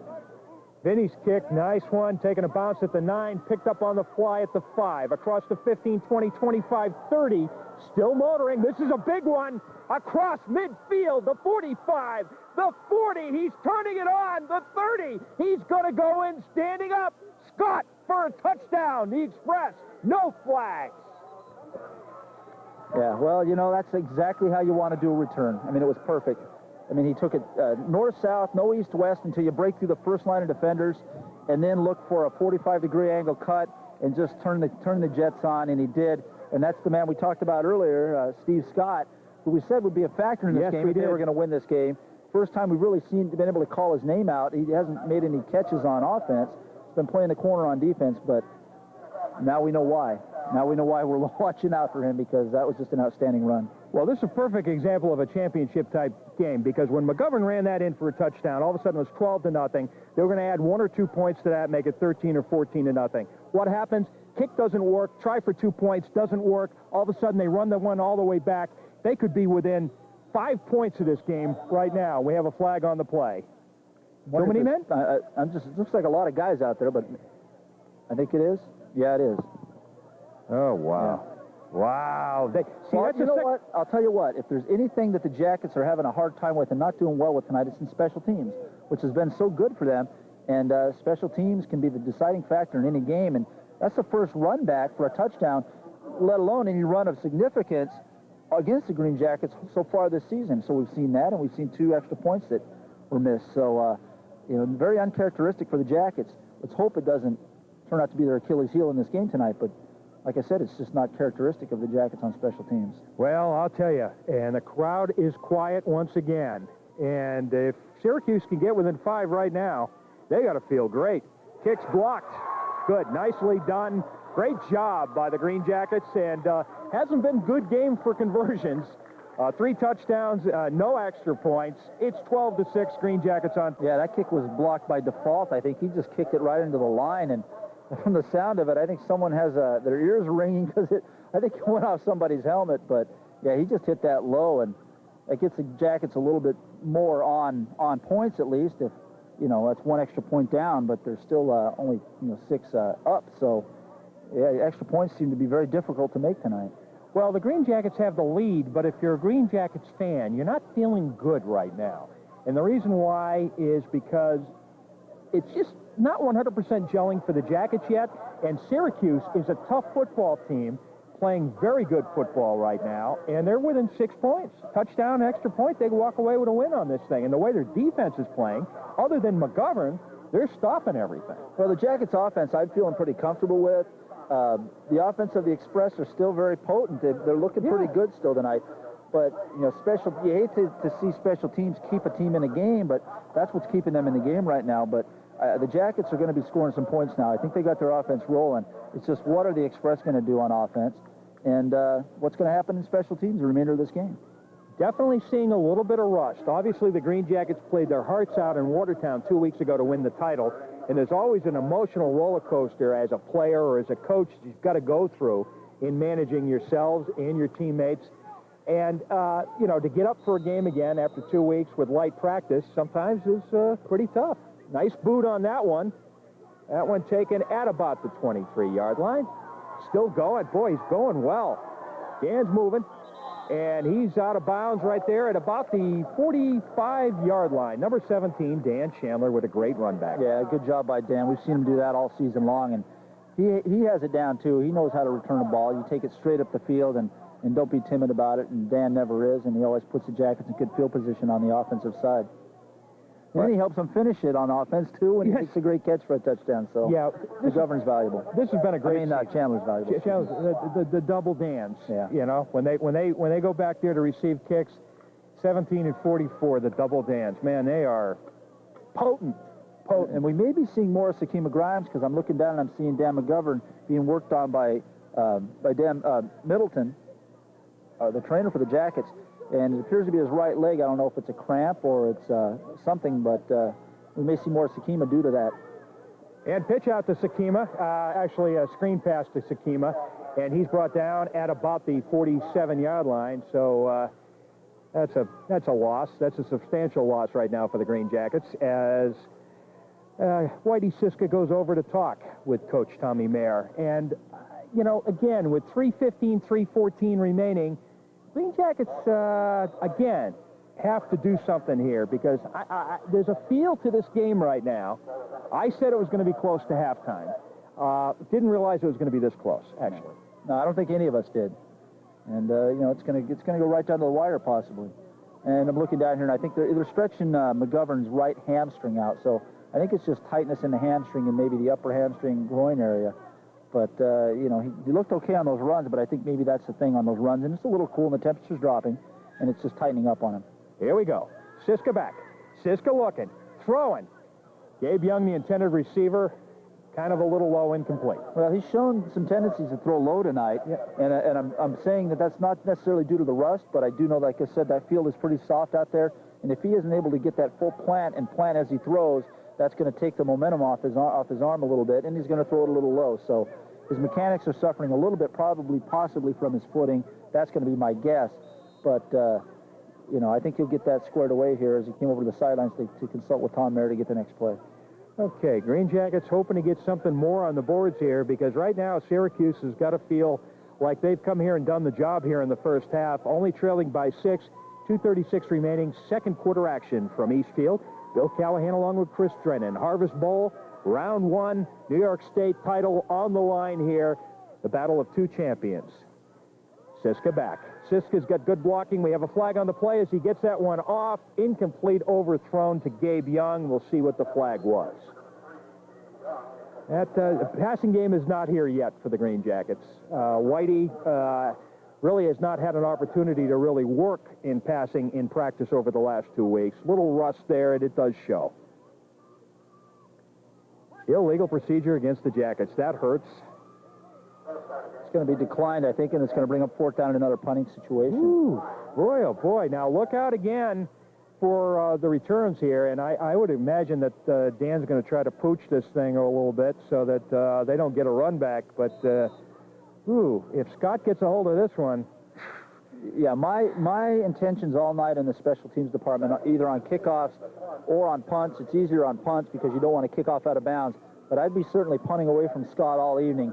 And if you sacrifice a yard or two because it goes out of bounds earlier than you want to, that's better than giving up the big run. CWI night here at Eastfield. And, of course, SCA Paper, the prime corporate sponsor for tonight's game here, as Dan Chandler gets a boot into it at about the 38, and he did exactly what he had to do. Beautiful job on that kick. Rolls out of bounds at about the 7-yard line. Perfect. That's absolutely perfect punt. So now, what is the Express going to do? They've only scored on a run back on a kickoff, okay? They've got 2 minutes and 14 seconds remaining. They're down by 6 points. They would like to make a statement. They would like to take advantage of this 2 minute and 14 seconds. And if I'm counting correctly, I think they burned 1 timeout, and the Jackets have burned 2. I believe so you're they've got the luxury of 2 timeouts remaining with 2 minutes and 14 seconds on the clock. So it's plenty of time to get the job done and put them right back in this game and either tie it up with a touchdown and go ahead with the extra point. Here we go. They come out of the huddle. And I'm looking here. As we zero in here, we have a change in quarterback. Number 10, Sean Hoas. Sean gets it off. Incomplete. And that was a good pass. Didn't Sean play for the Montreal Condors a few years ago? I think he played for Montreal 2 years. I'm not sure. I'll have to ask that at halftime if I possibly can. Hoas, number 10, in at quarterback, probably trying to add to the passing game is what he's doing, because certainly the other quarterback that they've had in there, number 12, Richard Dykes, has certainly done a good job running the offense, but they just haven't been able to score an offense yet. Yeah, and you know what? I'm not so sure that if I were coaching, I'd make that change. I thought Dykes was effective when he ran with the ball. Yep. And I thought that when they kept feeding the ball to Chris Beebe, everything was working pretty good. So I'm not so sure I'm a big fan of this move, but we'll see. Maybe I'm wrong, and maybe Hoas will do something that hasn't happened thus far tonight. Boy, he's running well. He's brought down at about the 16-yard line, but of course that chews up the clock a little bit, but that stops the clock with a 2-minute warning. I'm almost positive, and I'm going to find out at halftime, I believe he played for Wilbert Scott up in Montreal a couple of years ago in an alternating quarterback situation, and I heard Coach Gorman say that he brought down 7 players from Montreal. So I'll see if that is the case. If it is, he's a great passer, if I remember. He really lit up the sky when he played the Green Jackets up in Chateauguay a couple of years ago. In fact, we had to win that one in overtime. Well, I'll tell you what, if he's more of a traditional passer or a traditional quarterback, that's going to play right into the defense that the Jackets like to run. So, you know, maybe I would think that the Express did their homework and know what the Jackets throw at him defensively, but that remains to be seen. But if he's more of a traditional type of quarterback, we may see some pressure on him and some sacks and typical stuff that we've seen from the Green Jackets defense all year. The Green Jackets, considered one of the best teams in the United States, ranked number 11, I believe, in the East Power ratings of the AFA. This year, the AFA ranks every single team in every single league. So when you're number 11, and arguably they're higher than that based on some of the teams I've seen ahead of them, but if you're number 11, you know you're in very good company. Hoas back. He throws incomplete. Mo James was there on some decent coverage as well. Yeah, and that was Steve. It was intended for Scott. He just broke his route off, and Hoas thought he was going to continue with his slant, and a little bit of miscommunication there. And you're going to have that when you bring a quarterback in. That's not the same quarterback that's been in there. It's going to take him a while to get in a groove with the rest of his offensive unit. And in my opinion, they just wasted a series there trying to get Hoas in the game. And now it's just going to put the Jackets back on offense for a chance for them to extend their lead. So, and they've got plenty of time. Dan McGovern will be back there to catch this one. He'll be at midfield. If they kick it to him, I'd be surprised if they do. Looks like they may try to pooch it as well. That's certainly what I would do with 150-something remaining in the half. 12-6. Well, they're all coming. Jackets are coming. I think they want to block this thing. Oh, he gets it off. Oh, McGovern going to take it on the hop at the 40. He tries to find room, gets it down to the 38. Not too bad. Great field position. Jackets have to take advantage of this. Yeah, McGovern was pinned into the sidelines there, so he really had no room to work with. Did a good job of just taking that ball and trying to make something out of it. But he didn't have to do much because wherever he got the ball was still going to be outstanding field position. With 1:44 left and being inside the 50-yard line already, they've got plenty of time to put some more points on the board. Green Jackets right now have 2 touchdowns, both by Dan McGovern, and both operating out of the offense. In other words, they weren't special team type scores. But again, we haven't seen the balance go into effect yet. I'd have to say that the passing game still isn't connecting yet. A little bit of rust as they're chipping off. If that passing game gets operating, look out. This one will blow wide open. And we have a timeout, Syracuse. The Express, of course, can't take it with them, so they might as well use them. And they definitely want to stay within 6 points on this game. That would be a great victory for them on the road. Well, while you pause for the timeout, I'm going to mention our sponsors once again. Let's do that. Wide receivers and tight ends tonight, sponsored by McCann's Pharmacy, your hometown full-service pharmacy on the park in Hudson Falls. Free delivery, 7 days a week. The offensive line, sponsored by the UPS Store, mailboxes, etc., is now the UPS Store for all your copying and shipping needs, located in the Hannaford Plaza on Broad Street in Glens Falls. Quarterback, sponsored by the Post-Star, reaching 100,000 readers every day from the Capital District to the Adirondacks. Running back, sponsored by Luis's Italian Bistro, homemade Italian favorites, great food, great prices. South Glens Falls, 745-5055. And the linebackers, once again, are sponsored by St. Anne Transportation in Fort Anne, serving you with interstate transportation, coast to coast. You can reach them at 747-7158.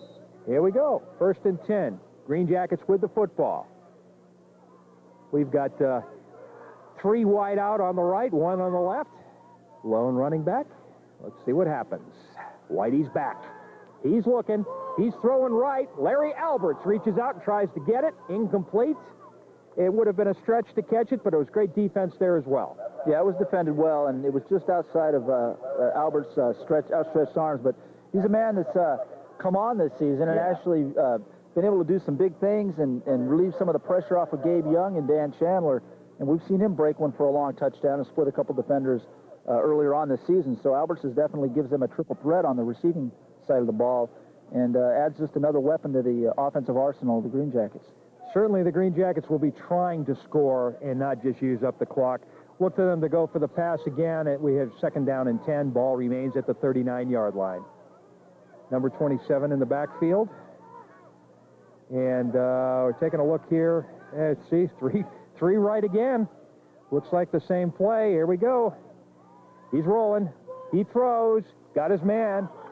Yeah, he does. Got Chris Glover. And that ball is complete at the 24. Yeah, good catch there by Glover, and a good play call there by Tom Merritt to actually use the sidelines so they're able to take advantage of the clock here with 1:31 left and not have to burn a timeout. Very good. Green Jackets trying to wake up that passing game and definitely add to this lead right now. 6 points, certainly not a comfort factor at all for the Jackets against a stingy defense of the Syracuse Express. Later games in Liverpool High School, a first-class facility located just kind of northwest of the city. Back. Oh, boy, Siska brought down from behind. That's unusual. I believe he fumbled the ball. They were going to call it a fumble, but it was quickly fallen on by Big John Gifford there. A good awareness by Gifford to save that ball right there.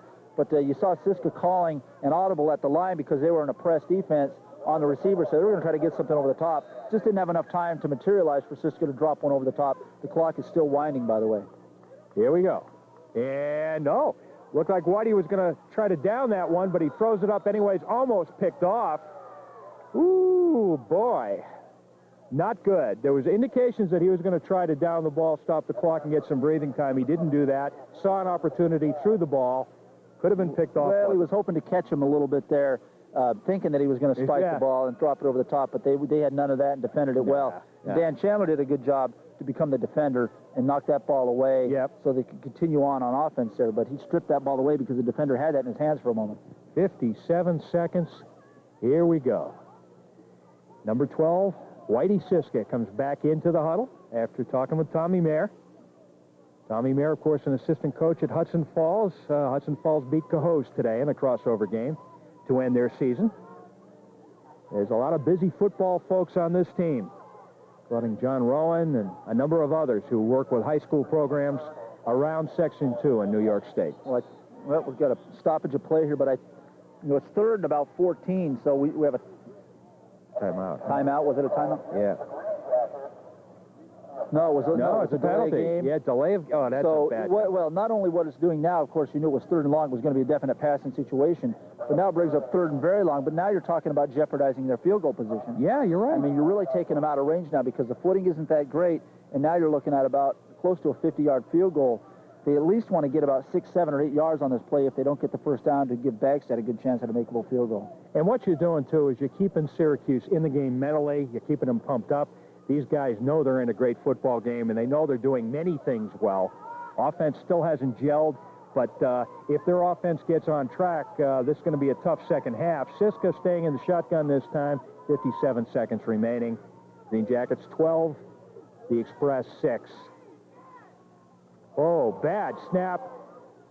Okay, McGovern, nice job picking that one up at the hop. Only McGovern could pick this up and actually turn something into it. What a great hop. He's down almost. Unbelievable. Unbelievable run. That was a nothing play. Most teams would have just hopped on the ball and taken the big loss. McGovern picks it up. Where does he get the wheels to do that? He's just got great foot speed. But what he did, too, was also give them the option, at least, of attempting a field goal or going for it here on fourth down. Now, it looks like they're going to keep Siska in the ball game and go for the first down. But, with that snap, we're seeing the same thing with those longer snaps tonight. I don't know what's going on tonight, what's different for the Jackets. I don't know if the ball's wetter, maybe they're wearing gloves. They're not the same gloves they wore before, but that's just not characteristic of the Jackets. I don't think I've seen one go over his head from the shotgun position any this season. That's the first one I think I've seen that I can recall. I don't know. I don't know if they're just not up for the game. It's such a drain to go to Watertown and win a title. Here we go. Siska, hold on to it. Throwing. Looking for Gabe. Picked off.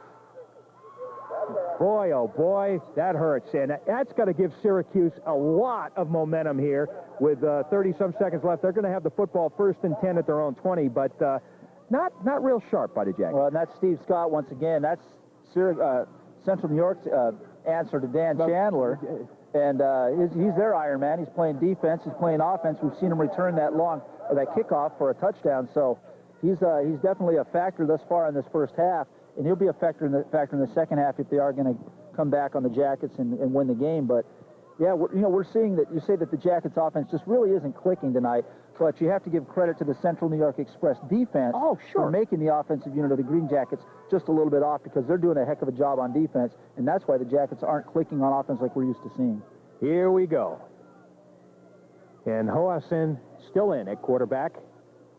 And they're going to be passing. No surprise. No, he tries to tuck it in, and he gets snuffed. No, he squirts out. Quarterback keeper at the 24-yard line. Yeah, and I'm not so sure that's what he wanted to do. No. In fact, I really don't think he did, especially with the time that remains on the clock. As we see them take, I believe it's their third and final timeout, if I'm not mistaken. Now they got 28 seconds left, and they're going to have to work the sidelines or get a big play. My guess would be to work the sidelines for at least a couple first downs and then think about getting something big down the field. I don't think the Jackets are going to give up anything cheap. I think they're going to play a little bit loose, a little bit of prevent here so that they don't get burned on a deep pass or something like that. But 28 seconds isn't a lot of time when you have no timeouts. Coming in for the Green Jackets, number 77, Will Edwards. We used to call him the wheelbarrow. That was his nickname. I haven't heard that in a few years. Yeah, I remember that. It was a few years ago. Yeah, it was.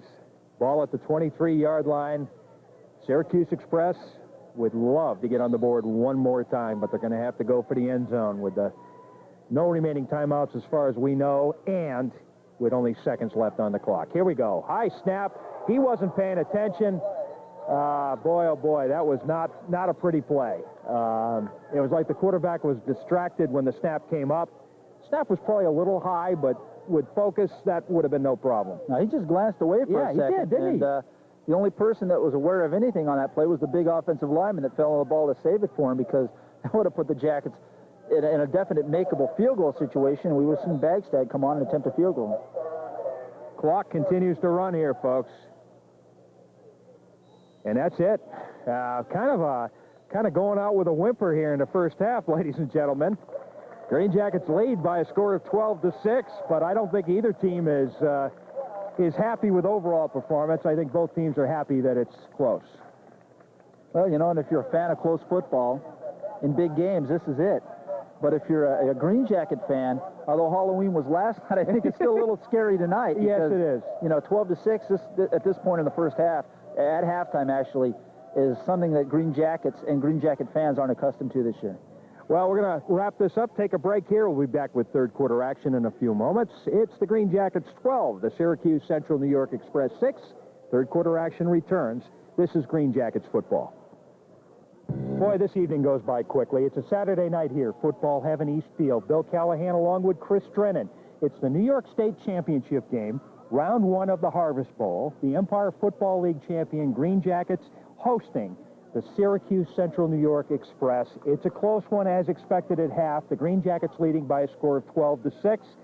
And all in all, very interesting kettle of fish we have, my friend. Well, you know, if you just like to watch a good football game and a close game, this is a great one. If you're a Green Jacket through and through and you bleed blue and gold, blue and gold, I'm colorblind. If you're bleeding green and gold, then you're a little bit nervous, and you'd really like to see the Jackets with a little bigger lead. But all in all, like you said, it's an interesting game, and it's going to be a very interesting second half, without a doubt. No question about it. Green Jackets have their work cut out for them. Syracuse with a couple of big plays, namely Mr. Steve Scott, number 8, and this thing could be very different. Had a chance to talk with him, and he said, I have another one for you in the second half, and somehow when he says that, I believe him after watching him over the last couple of years. Well, I'm not going to question what he says right now, because he showed us a lot in the first half, intercepting a pass at the end of the half, running that kickoff back for a touchdown, the first one that we've seen run back against the Green Jackets all season, and just been a factor on defense and on offense as well. So he's the all-around athlete, the Iron Man of the team, resembling very much the Green Jackets' Dan Chandler. And he's the guy that the ball's going to have to funnel through the second half if they're going to stay in this game and win this game, that being the Central New York Express. Want to thank Luisa's Italian Bistro, homemade Italian favorites, great food, great prices, South Glens Falls, 745-5055 for sponsoring the running backs for the Green Jackets all season long. And sponsoring the wide receivers and tight ends is McCann's Pharmacy, your hometown full-service pharmacy on the park in Hudson Falls, free delivery 7 days a week. Vinny doing the kicking off. Talked to him briefly. He's not happy with his kickoff so far. This one's a sweet one, though. Taken at the 15, across the 20, 30. Cutting in the middle, brought down at the 32-yard line. Ball is loose. If the Green Jackets have this would be huge. But I have a feeling they're saying the whistle. Stop the play. Wow. And before we get the next play off, and I don't know if we won't be able to give any comments on it, but we'll read the list off. I think maybe we'll do it that way and maybe comment on them later. But we've got the postseason honors, and the Green Jackets, of course, it's a who's who's, and they represent the team well in the postseason honors in the Empire Football League, starting off with none other than the Coach of the Year award, Tom Mayer and Pete Quackenbush, equally deserving, both of them, as co-head coaches, earning Coach of the Year award. And then Offensive MVP this season, Kevin Siska. He was the Rookie of the Year last year, if I'm not mistaken. Yes, he was. And now, since he's a seasoned veteran, he's Offensive MVP this year of the league. Well deserved. Offensive Rookie of the Year, Sakima Grimes, a great addition to the Green Jackets and a great player for the Jackets for years to come, I hope. And Ironman Dan Chandler, and we'll go on from there after the play. Dykes back in at quarterback, wearing number 12 for the Express. They have the ball 1st and 10 at the 33-yard line. Couple guys in motion. Dykes back. He looks. He's throwing this one very quickly. It's almost picked off. Incomplete. And it's 2nd down and 10 yards to go as we have massive changes here by the Green Jackets. Great job there by Gabe Young converging on that ball and knocking it away. And Ironman himself, as I get back to Ironman of the Empire Football League, number 17, Dan Chandler for the Green Jackets. Quarterback this year for the Green Jackets. Again, Kevin Siska, Offensive MVP, in addition, first-team quarterback he is. The wide receivers, Gabe Young, first-team Empire Football League, and Dan Chandler, first-team. Offensive tackles, number 54, Bob Fish, first-team, and number 74, a new addition to the Green Jackets this year, Ryan Mara, also making the first-team. Dave Bodak will be our guest here in the 3rd quarter for an interview talking about CWI, and I want to hear all about that. I have some questions here that I want answered. And, boy, to keeping it on the ground, nice run there. Beebe? That's my guess, yep, and it is Beebe. Yeah, he's pumped up. And if you think I'm done with the postseason award for the Green Jackets, I'm just getting started. Getting back, I should mention that the offensive tackles were Bob Fish, first team, and Ryan Mara, first team.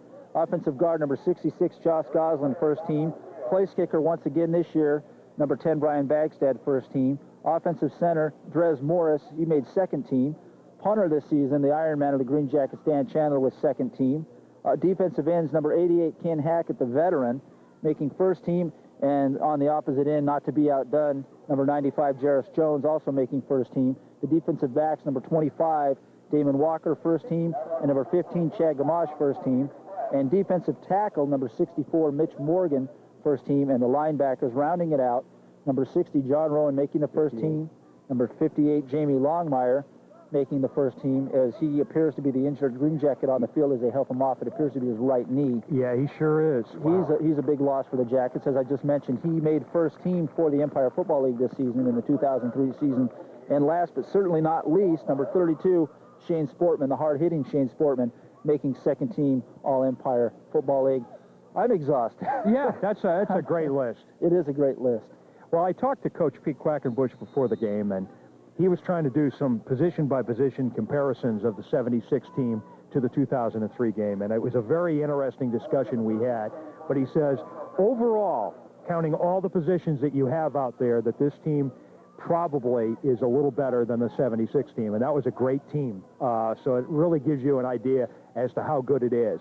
Right now, the Express with the football, keeping it on the ground, getting nowhere, and maybe even a slight loss. Green Jackets defense definitely digging in, perhaps a few adjustments, perhaps just a little motivational talk during halftime, but they look very good right now. Well, and getting back to A.Z. Longmire being injured on that last play, the previous play, not putting basically no weight at all on his right knee there, as we see Dan Middleton working on him, but that's just one of the injuries. In the first half, Anthony Vignola hurt his upper right ankle sprain. He's out for the game, and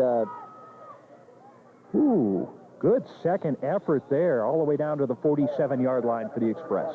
Getting back to that, Dan McGovern, who we saw him coming in and out basically in the last few minutes of the first half, high hamstring, just tight. It's sore, it's tight.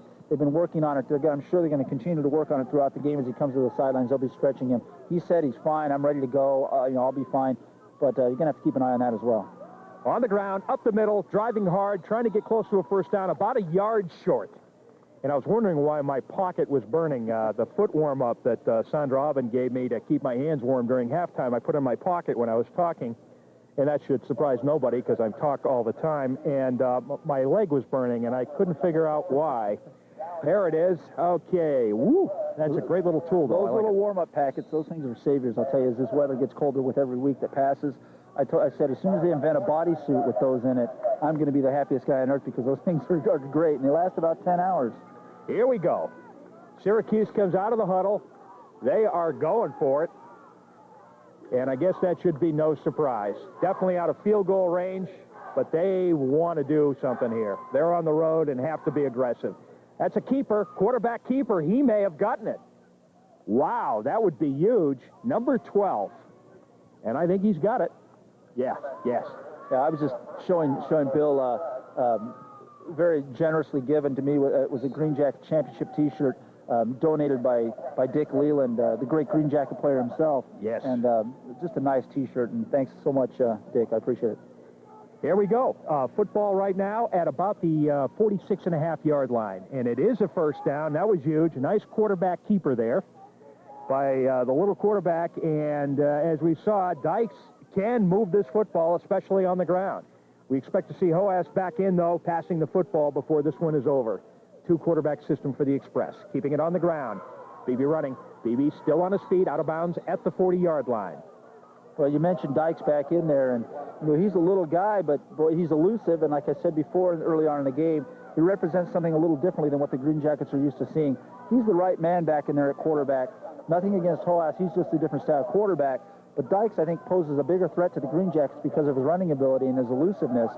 And the running game with Beebe is working. So with Dykes back there, too, it just adds another wrinkle and just something a little different for the Green Jackets to see. Dykes played with the Vipers last year, he told me, but he did not play in that quarterback position. Ball is loose, picked up by a lineman. He's still on his feet.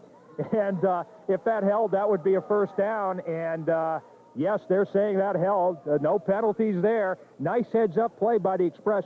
What's happening here is just good heads-up, smart football and individual play by Syracuse versus a very well-organized, well-coached Green Jackets team. So, I don't know. I'm really impressed with what Syracuse has been able to do, melding players from three teams together against a veteran tight squad like the Green Jackets.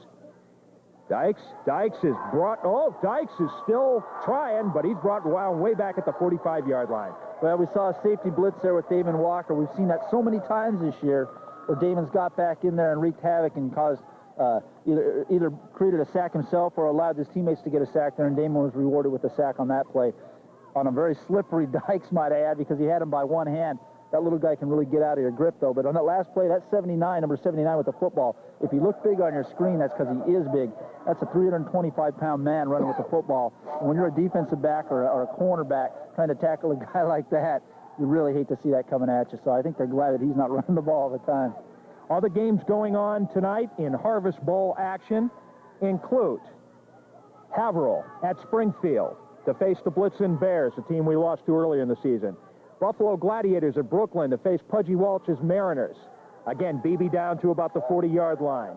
The Express is here, of course. Newcastle, Delaware, the Longhorns against the Monroe County Sting up in Rochester, or Irondequoit. Washington, D.C. Chiefs at New Jersey Wolves, and the New York Panthers at the New Jersey Terminators. And I think the New York Panthers are a Bronx team, but I'm not sure about that. Representing 6 league champions, 7 different leagues totally represented in this tournament. Sponsored by the North American Football Association.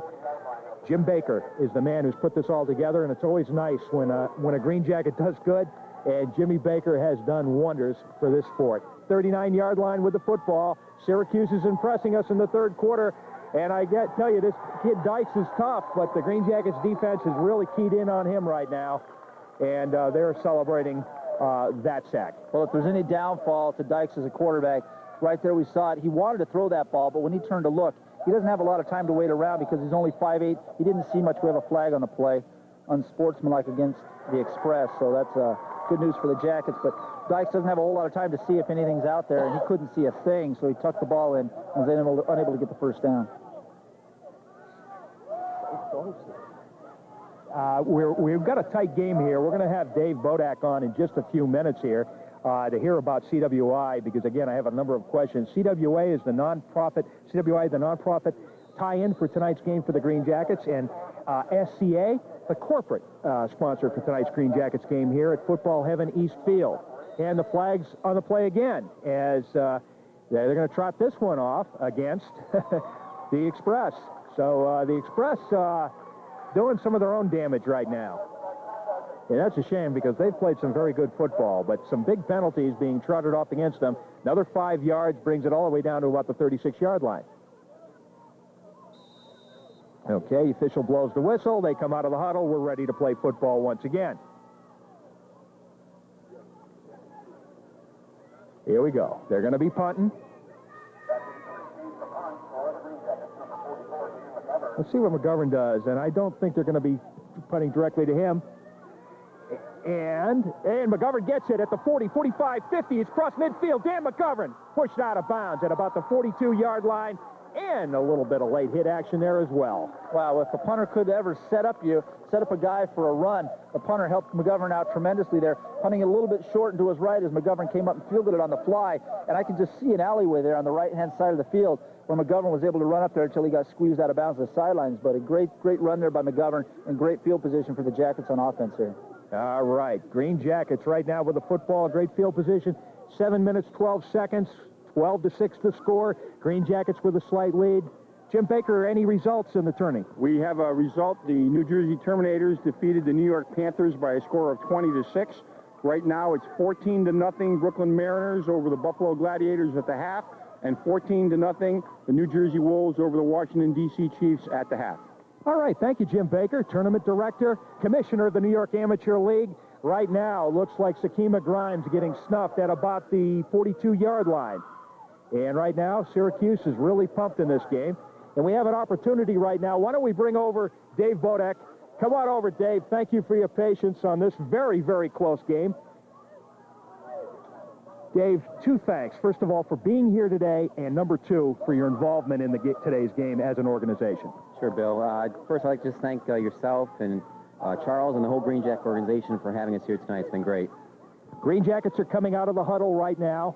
They've got the football. It's really placed at about the 41-yard line.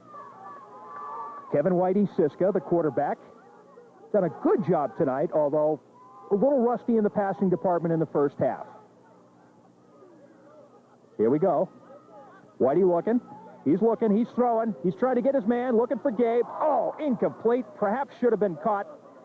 Now, let's first of all, tell us what CWI is. I'm sure a lot of people go by the building and say, geez, I wonder what that is. Tell us what the organization's about. Well, real quick, CWI, we're in our 40th year of operation. We're a very diversified, not-for-profit organization based in Glens Falls, but we are in a range that we cover about 30-mile radius of Glens Falls. We provide treatment and training programs, habilitative, clinical services, you name it, we do it in the human service field.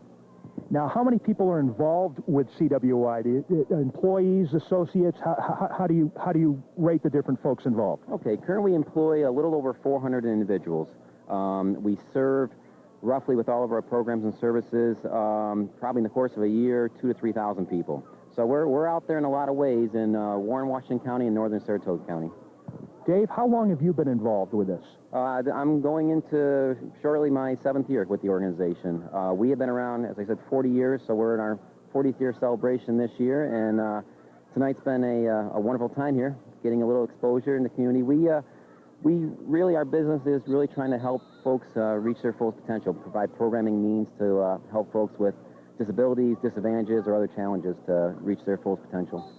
Now, tell you what, we just had a Green Jackets timeout. They're coming out of the huddle right now, and we'll just go for this play. Got Dan Chandler going out to the right now. To the left, we've got Larry Alberts.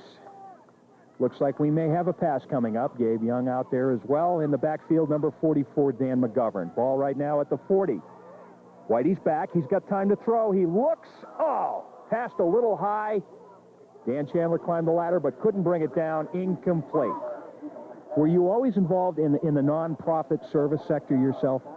Myself, no. I kind of came from the corporate world, but it's been a wonderful opportunity for me. Our employees, they're very dedicated, and we have many long-term employees. It's the kind of work that once you get into, it's very gratifying, it's very satisfying, and you really find yourself sticking to it. Okay, now that we know about yourself and CWI, how does the community get more involved? How do you need our help? How can we help this organization? Well, we're out there in a lot of ways. We have facilities all over the Tri-County area. Probably our biggest need would be if anybody out there is looking to volunteer their time. there's a lot of programs that we always accept volunteers, whether individuals have a skill or a trade. I mean, if somebody's musically inclined, any kind of volunteering is great for our organization. Great punt there, taken by Scott, brought out, surprisingly, to about the 9-yard line. It'll be 1st and 10. Syracuse Central New York Express, 5:36 remaining, 12-6 is the score. Tell me what's produced over there. Well, we have one production area where we do a lot of contract work, working with light assembly, general packaging type work. A lot of our business is providing programming means for folks to reach their fullest potential. Job placement, job support means, job coaching means, doing a lot to have the person really meet their fullest potential. So very important. The ball right now placed at about the 7.5-yard line, as Central New York Express would like to get something on the scoreboard from offense. Remember, it was a Steve Scott kickoff return that got them their only score, and they were out of luck with the extra point there. That's kept up the middle, gain of about 2.5 or 3 yards here. Tell us about the future. Do you have plans for expansion? How do you view the next 5 or 10 years for CWI, Dave? Sure. We've been around this our 40th year, and really our biggest expansion has been in the last 7 to 10 years. We are expecting some more growth. One side of our business is residential life settings, where we actually have homes in the area where our folks live, and that is one side of our business that's growing. And there's some other growth potential. I mean, we'll probably grow in the next 2 years, probably, I'd say, by a good 10%, 15%. Here we go. Again, looks like they're keeping it on the ground. We do have a flag on the play, not a big gain.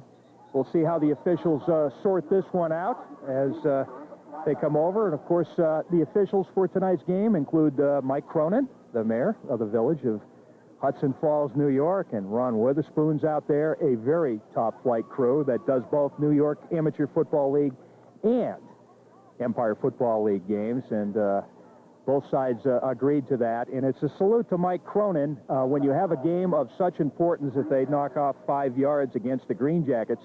It's a tribute to Mike Cronin and this crew. Mike, of course, being a former Green Jacket, when Syracuse was asked whether that would be a problem because he's a former Green Jacket, they say, no, Mike Cronin calls the best games around, and we would love to have him as an official. So, Mike, great job, and it's a great salute to you. 4:06 remaining.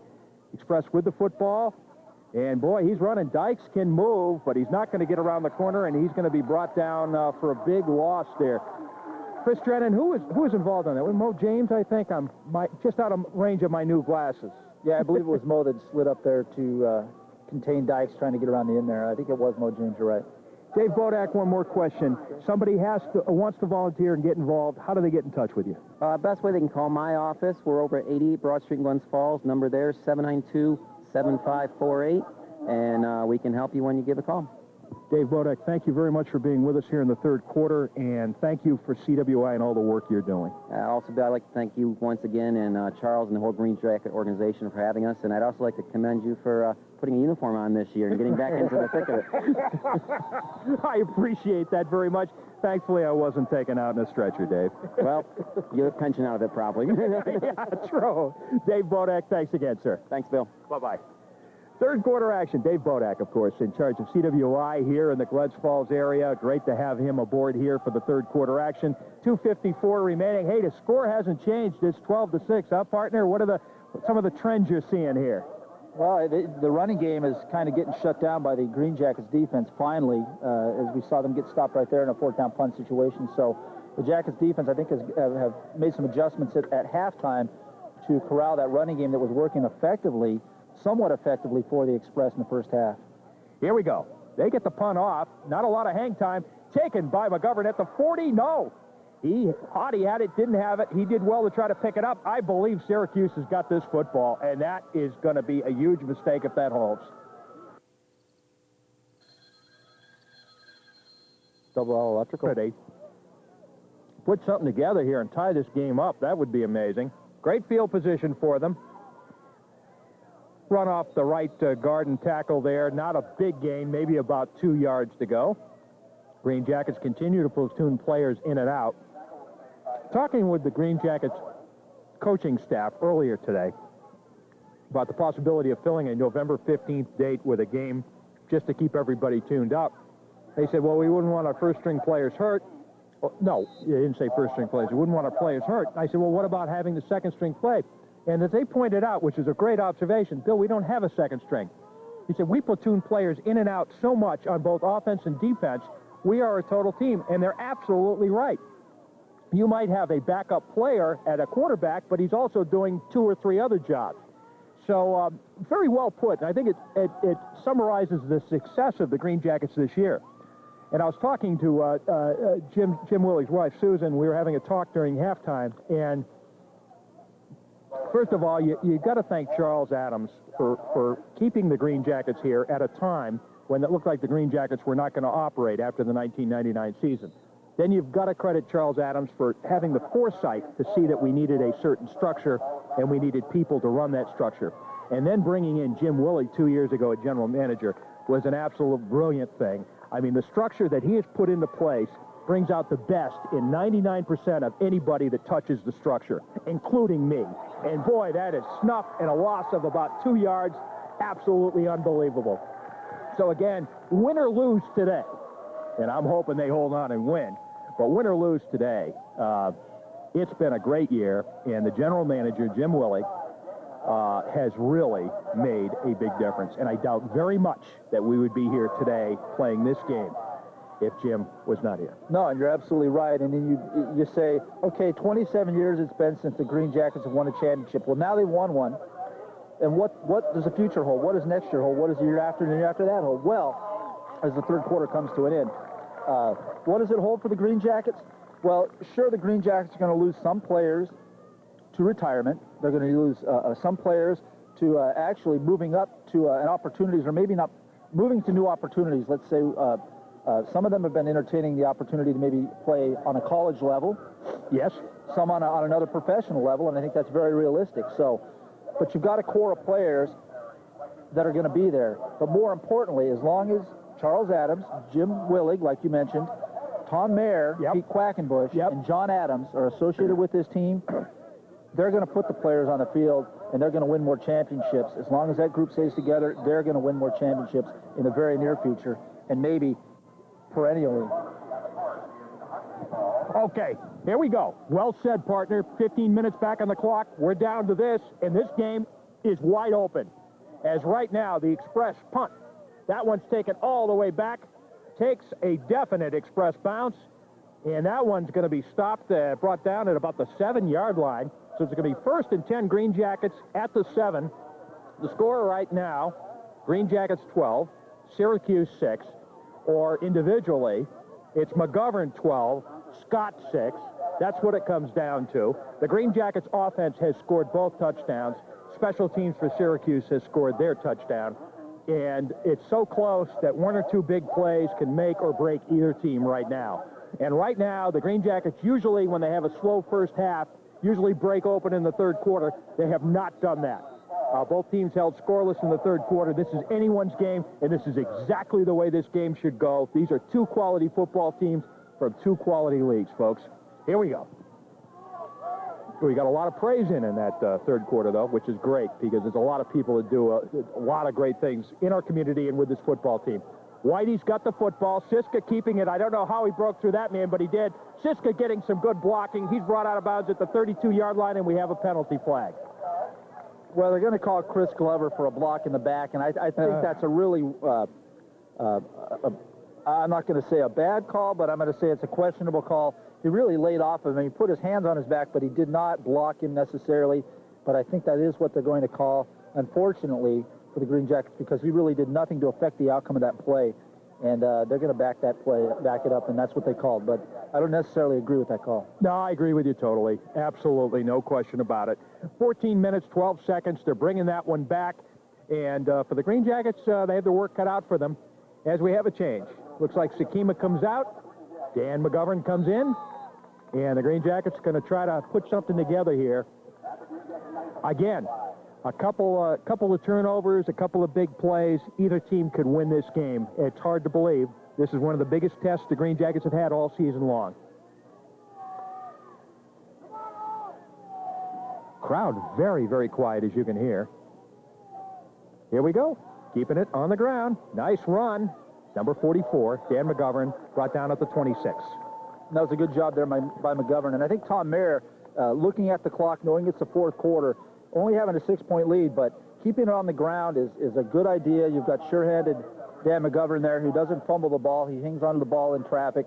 And if they can just keep grinding it out and moving it down the field and sustaining this drive, burn a lot of that clock up and then put points on the board too. So I would expect to see a lot of Dan McGovern on this series. Okay, I think that's a good observation. Let's see. Who we got going out? We got Gabe Young, and they're going to be trying to pass on this one probably. Let's see what happens. Long count. Nope, on the ground as you said, up the middle. Oh, geez, you see, I don't know. That's strange play calling. All right, these guys are not stopping. They're continuing to mix it up until the ball is really on the ground, and the ball was on the ground. Well, you're going to see that right now. It's a close game, and it's a heated game. Cleanly played. They're just playing intensely. And I'm looking down there on the sidelines at some pretty nice trophies, and I think the guys are cognizant of that, too. So there's a lot in it for them at stake, so they're going to play tough tonight. And here we go. Tina Sullivan down there doing the drawing for the 50-50 raffle. Charles Adams, the president, is doing stats tonight, so we don't see him in his usual play as a younger member of the audience who's doing the picking of the tickets. Thank you, Tina, and thank you, young one. We appreciate it very much. Here we go. Third down play. Green Jackets with the ball at 26. Low-scoring affair. Whitey Siska fakes the handoff. Passes. Got his man. Got Glover. Glover brought down at the 45-yard line. Nicely executed. I didn't buy a 50-50 ticket tonight. Normally I would, and I willfully declined tonight just because I just didn't feel that lucky, but normally I just miss it for one reason or another. But I swore that I was going to win one of those things this year, and I just took myself out of the running tonight. It looks like it's going to be a pretty good one. I'm looking at the crowd, and it's a pretty decent crowd. Yes, it is. It is a good crowd. Green Jackets, they need a little bit of fire here, is what they need. Not a bad game for them, just a quiet game for them. Ball right now at the 46-yard line. First down, keeping it up the middle. Oh, boy, what running. Great running. A lot of hard hitting out there. This Syracuse team has come to play. There's no question about it. Randall gets pumped up, doesn't he? Oh, he does. Oh. He just, what he did is he just tucked in behind, I think it was Josh Goslin right there, and just said, hey, I'm following you, buddy. And just clipped right onto his back there and ran right behind him, and they went forward for a good gain. But, that's what the Jackets have done so well this season is they use their blockers well. The offensive line of the Green Jackets has done a great job blocking for the running backs. And that's why we've seen basically all the running backs of the Green Jackets have success whenever they touch the ball this year. Definitely, no question about it. You take a look at this whole season. It's been really unbelievable. There's been the 10 wins of league play, 8 regular season and 2 playoffs. Yeah, in the preseason or in-between season play, definite solid win against Long Island here, an independent team. The win against Monroe County, a team that played for the New York Amateur Football League Championship and lost a squeaker to the same Syracuse team here, quality team. And then the disappointing loss to Western Mass, the Blitzen Bears from Springfield. But their opportunity may be to play Western Mass later on in this tournament. It would be nice to take care of family business, but we got to get by Syracuse first. Yeah, we're going to take a quick break here. And the score, Green Jackets 12, Syracuse 6. We'll be back. This hamburger is good, I'll tell you. Ball right now positioned at the 47-yard line. Green Jackets with the ball. 12-6 lead. 11 minutes and a few seconds left in this game. New York Football Championship at stake. Nice pitch out there to McGovern. McGovern motoring. He's got first down and more. McGovern's turning on the speed. McGovern at the 10. Out of bounds at the 9. Wow. Siska has got mud on his face mask, and he looks a little bit beat up a little there, but boy, that pitch came at the last. We got some extracurricular activity going on back there, but probably some frustration on the Express's part. But if you're a coach, I mean, it worked out great, but I would almost call that an ill-advised pitch, or you would say, hey, you know what, don't do that again to me, because I'm going to have a heart attack, because he pitched that as he was being wrapped up by the defender there of the Express, but nonetheless was able to get it into Dan McGovern's hands, and McGovern did the rest and took him down for a real great gain. And I think we're going to see a call here on a penalty which after the fact like that, wouldn't surprise me if they called it both ways. Yeah. Huh? But no, they didn't. They called it the Green Jackets only, so... Oh, boy. That negates a real big gain, but it's still a gain nonetheless and a first down for the Green Jackets, but... You know, it's going to be tough, Chris, for a running back or a quarterback and a receiver to hook up with a big play, work very hard, have a huge gain, have all that adrenaline and satisfaction, and then see the laundry on the field and see it brought back. Because of an understandable penalty, maybe, but still. That's got to hurt. Well, especially when it involves something like that with someone unable to maintain their composure after the whistle blows. And that's that's a coach's biggest frustration, as we see, I believe that's Coach Quackenbush out there consulting with the officials right now, and probably that very thing right now that, hey, you know, these guys are doing the same thing, or they did something to one of our guys, but you called it on us. But, you know, as they always say, it's not the first guy that gets called, it's always the second guy that they see. Yes. And I would be willing to guess, my money would be on the fact that the Express instigated that, and then the Green Jackets reacted, and then they got called for the penalty. 25-yard lines of football. It's 1st and 10 still, but disappointing considering that McGovern had gotten all the way to about the 9-yard line. Here we go. Siska brings him out of the huddle. McGovern stays in there. Randall stays in the backfield. You've got Young and Chandler. Right? Pitch out there. And pitch out doesn't work. And we have flags on the play. Yep, and we're going to have a face mask, and I think they're going to gain those 15 yards that they just lost on that unsportsmanlike call, because there is really no way that you can call that the 5-yard variety. He was corralled and brought down right by the mask. So not only did the defender have a hold of the mask, but he didn't let go of it. So they're going to give him a 15-yard penalty on that and march it down the field. And he's a little bit upset, but I don't see why he has to be. That was blatant. Yes, it was. And continuous as he hung on to the face mask. But, you know, when Jim Baker came up here and gave us that interim report on how the games were going, just as this one's going, it was interesting to note that there were really no runaways or any blowouts happening. They were all very close, 2-touchdown games or less, I think, if I'm not mistaken. You're right. So that tells you a little bit about this tournament, that you've got 14 evenly matched, well-skilled teams, and these games are all going to be great ones, just like this one is tonight. You see, hear the crowd come to life. Something that has not happened too much tonight. It's been a very quiet crowd. Of course, not the usual high-scoring affair either. So they're bringing this one down. It looks like we're going to trot off 2 penalties against Syracuse. Looks like a 15-yarder and a 5-yarder. I'm not sure. Anyways, it brings the ball down to about the 13-yard line. Wow. Well, you know, we've seen more than one unsportsmanlike penalty tonight by the Express, and if there's anything that they've shown tonight, it's a lack of discipline or composure after the whistle, and that's the one. If there's one negative to their game tonight, that's what it's been, and you hate to see that happen in such a good, close game, to see penalties, you know, determine an outcome like this, but that sure gives the Jackets a much better field position right now. Chandler in motion again. He's got the football. He's still running, standing up out of bounds. You know, we've seen that a couple times tonight, where that give with Chandler as he's in motion, and just trying to sneak by the line there and get around the end and use his speed, and he did on that one and was able to gain, I think, almost enough for a first down, or depends on where they mark it. I'm not sure where they're spotting it here, as we have a defender for the Express down on the field over on the far side of the field. And you have to take a look at the clock right now. 10 minutes left in this football game.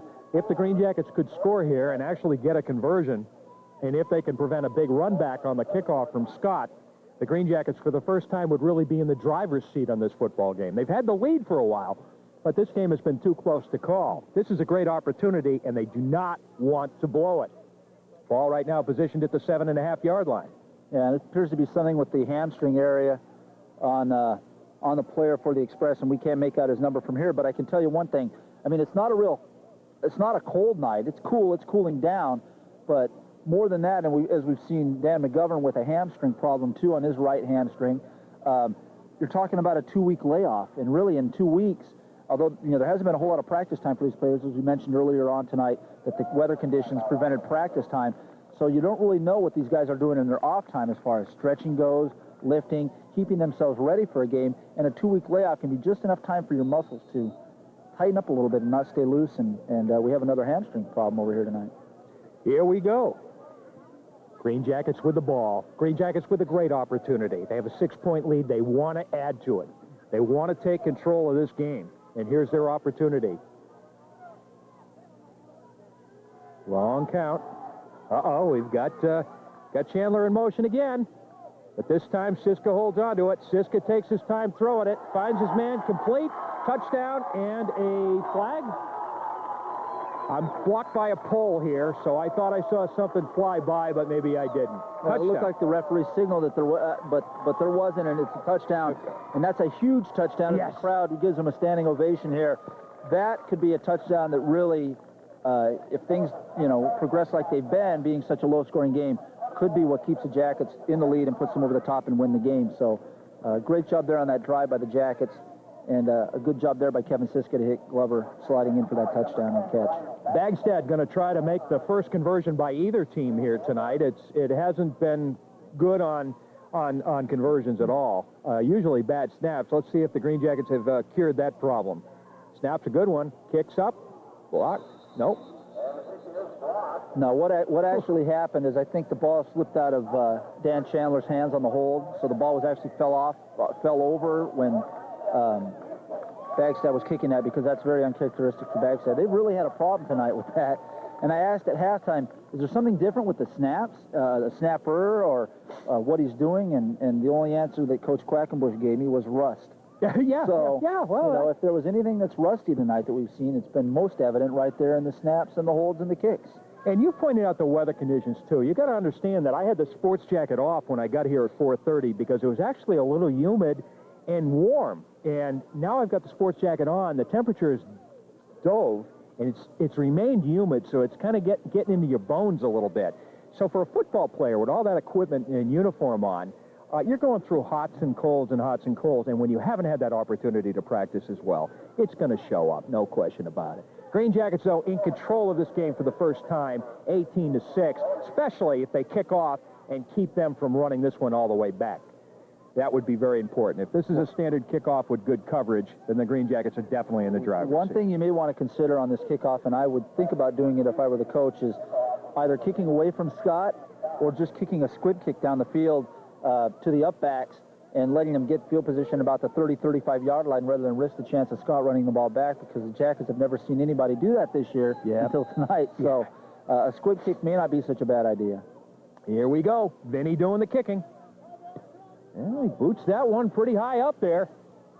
Taken way back at the 12, across the 20, across the 30, before it slips and brought down at the 31-yard line. Great coverage by the Jackets. Or just kick it away and just cover it well. I love it. I love it. And the Green Jackets now can take that sigh of relief. And I want to see who's coming in at quarterback, because this is where I'd bring Hoas in now. Your offense has not scored. At this point, you've got to score a touchdown, or else this game could be close to over, especially with 5.5 minutes in the clock running. Well, time is definitely an ally of the Green Jackets right now. And you're right, Bill, you've got to score, but you just can't score at your own leisure. You have to score quickly, because you're down actually 2 scores, 2 touchdowns to get back in the game. So you definitely need to score quickly. Third quarterback's in. Frank Desidiero is in at quarterback. And that doesn't seem to make a difference, and that ball is loose. And do the Green Jackets have it? Yes, they do.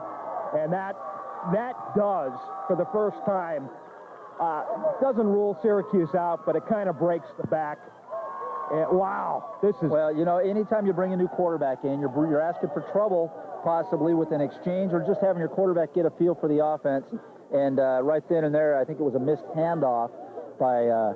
I'm going to try Desiderio, maybe. Desiderio, yes. And you see Beebe voicing or showing his disgust as he threw his helmet off the field and then continued to chase it down and kick it further into the baseball infield on the sidelines. But he's frustrated. But actually, should have been a penalty for throwing his helmet, actually, Bill. But you're right. And it wasn't called. And no harm, no foul, I guess. But they are frustrated, and the frustration was there by the fact that you're using another quarterback. Here we go. Whitey Siska stays in for the Jackets, though. Keeping it on the ground. Sakima Grimes down to the 25-yard line. Hey, we mentioned quarterbacks, and I've mentioned our sponsors tonight, but never hurts to mention them again because we do appreciate them so much. And the quarterback tonight is sponsored by the Post-Star, reaching 100,000 readers every day from the Capital District to the Adirondacks. And right now we've got Sakima coming off, number 44 going in, Dan McGovern. So the first team seeing a lot of action. We're under 8 minutes right now. I have trouble with that clock. I know they're going to work on the contacts off season, right? And new scoreboard. I like that. It's Sandra Robin, and we've got Chandler in motion. And oh boy, just a great run up the middle. And the Green Jackets seem to be moving it as well, at will, as Mike Randall does a little dance there, a little chicken dance.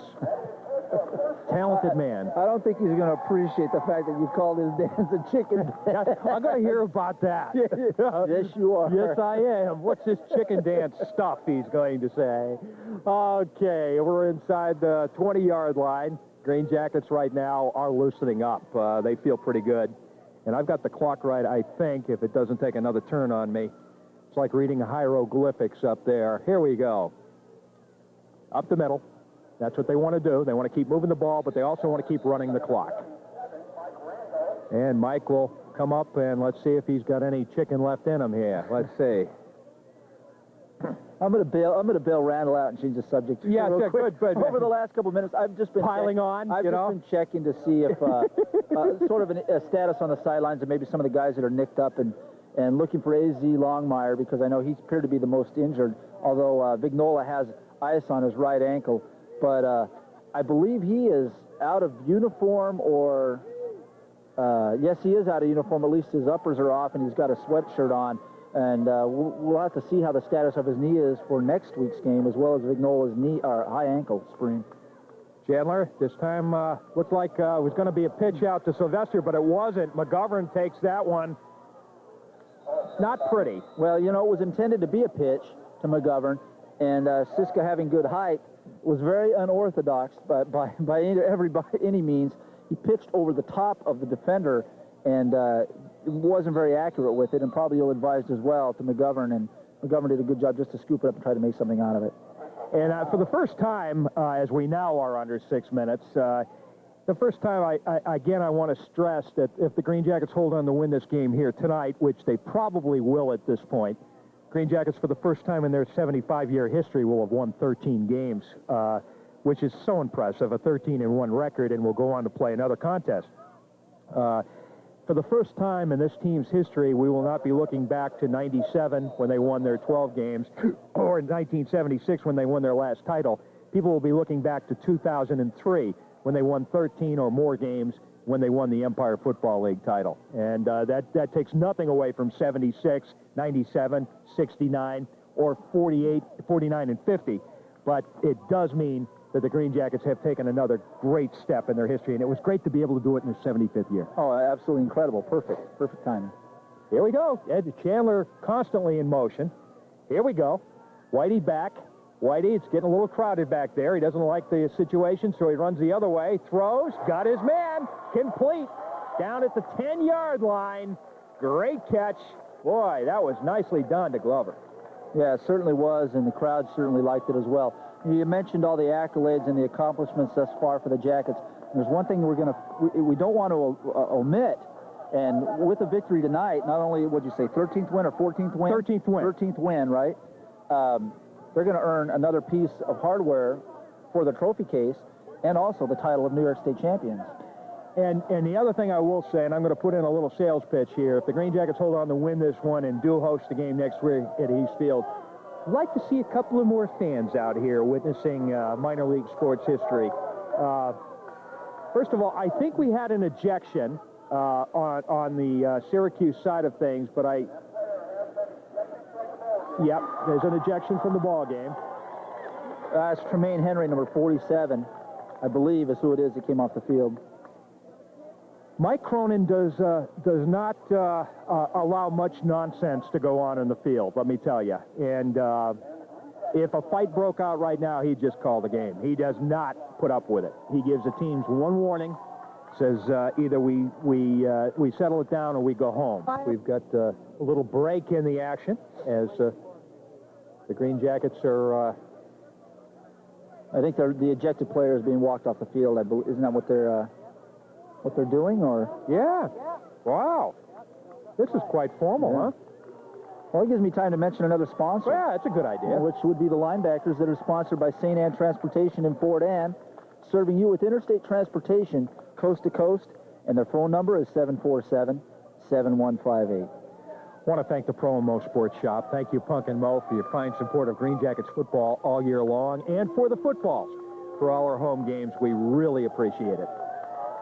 And the player leaves the field to a standing ovation, and he does well probably not to get upset with that. I would just take my bows and leave, and I think that's what he's doing, so kudos to him. I think I might be upset in the heat of battle, and I think it would add to my frustration. He was pretty good in handling himself. The Jackets could have been a little worse, and they just gave him an applause. They didn't do much more than that or throw hot dogs at him or anything, but as he got through the tunnel, as I looked down over here off the roost that we're on up here above the press box, he let the trash can down here have it. So, okay. That was probably the hardest hit he gave all night, and that trash can paid for it, and someone's going to have to pick that up because he's heading off towards the locker room all by himself with his bag, so he's done for the night, but he's done about 4 minutes earlier than the rest of the Express are going to be done because I think this game's pretty much over.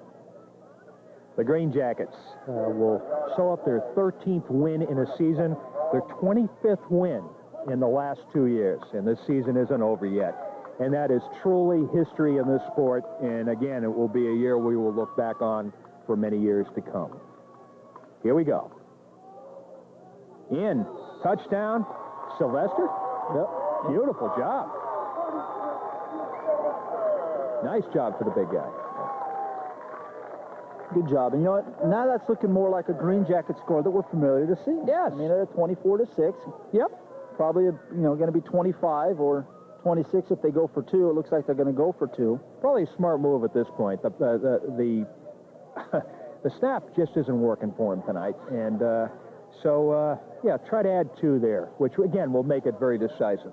Well, it's not a bad idea, but I'm going to speak from a kicker standpoint. Yep. And I'm going to say that you kick it so that you give your kicker, your snapper, your holder an opportunity to get something going for the next game, because right now they aren't feeling too good, and if Bagstad could go out there and knock one through, he'd feel better. Center would feel better. Chandler, the holder, would feel better. And it's all incidental anyways right now. Here we go. Going for 2. Looks like snap is still haunting him, huh? Whether it's an exchange from center, I mean, it's just an extra point is haunting him tonight. That's what it is. Now we know. It's not just the snap for the field. It's just the snap on an extra point. So, it's one of the only time we've seen a bad exchange from Siska and his center tonight. So, I think it's Dres Morris that snapped it to him. So, like I said, it's all cosmetic, fortunately. And 24-6 now. Well, the coverage for this team this year, we have to point out, not only have the games been broadcast on Channel 8, but North Country Now, the news program, and Allison Pandolfo, who's the sports director there, has been giving the Green Jackets great coverage. We've had good coverage by Intertronics Broadcasting. Of course, the Post-Star and Mark Frost over at the Chronicle, as well as the Saratogian, have all chimed in. So part of the Green Jackets' success is really helping as the coverage is very strong. And my partner here is putting his microphone over there. And we had a nice little chant going on in the stands directly to our left. And the Green Jackets right now, it's all over but the shouting with 3:56 remaining. Green Jackets lead 24-6. And it looks like we'll move on to the next round of the Harvest Bowl as a 14-team field gets pared down very, very quickly. They'll play again next week and probably at home. In fact, I can't see a situation where they play on the road. But should be here, right? Right. But if the Green Jackets go all the way to the end and Brooklyn goes to the end, we would definitely be going to the city. So that's the one. I think it's the third game that there might be a question mark. No, it won't, because the Green Jackets are ranked second. As long as they keep winning, they're home. So I had to think that out in my head, verbally, kind of let you in on the whole thought process in my little brain. Nice kick, not really. Line drive at the 35. Brought down about midfield. Well, that was taken by number 67 for the Express. Did a good job there. Doral Stevens, 6', 240, one of the up guys. And he didn't take that because he wanted to. He took it because he had to, because it stuck right in his chest. But he did a good job just taking it up to midfield, basically. And that's where they'll start for this series. But like you said, it's all over with and it's cosmetic right now. A lot of the Jackets fans are starting to file out.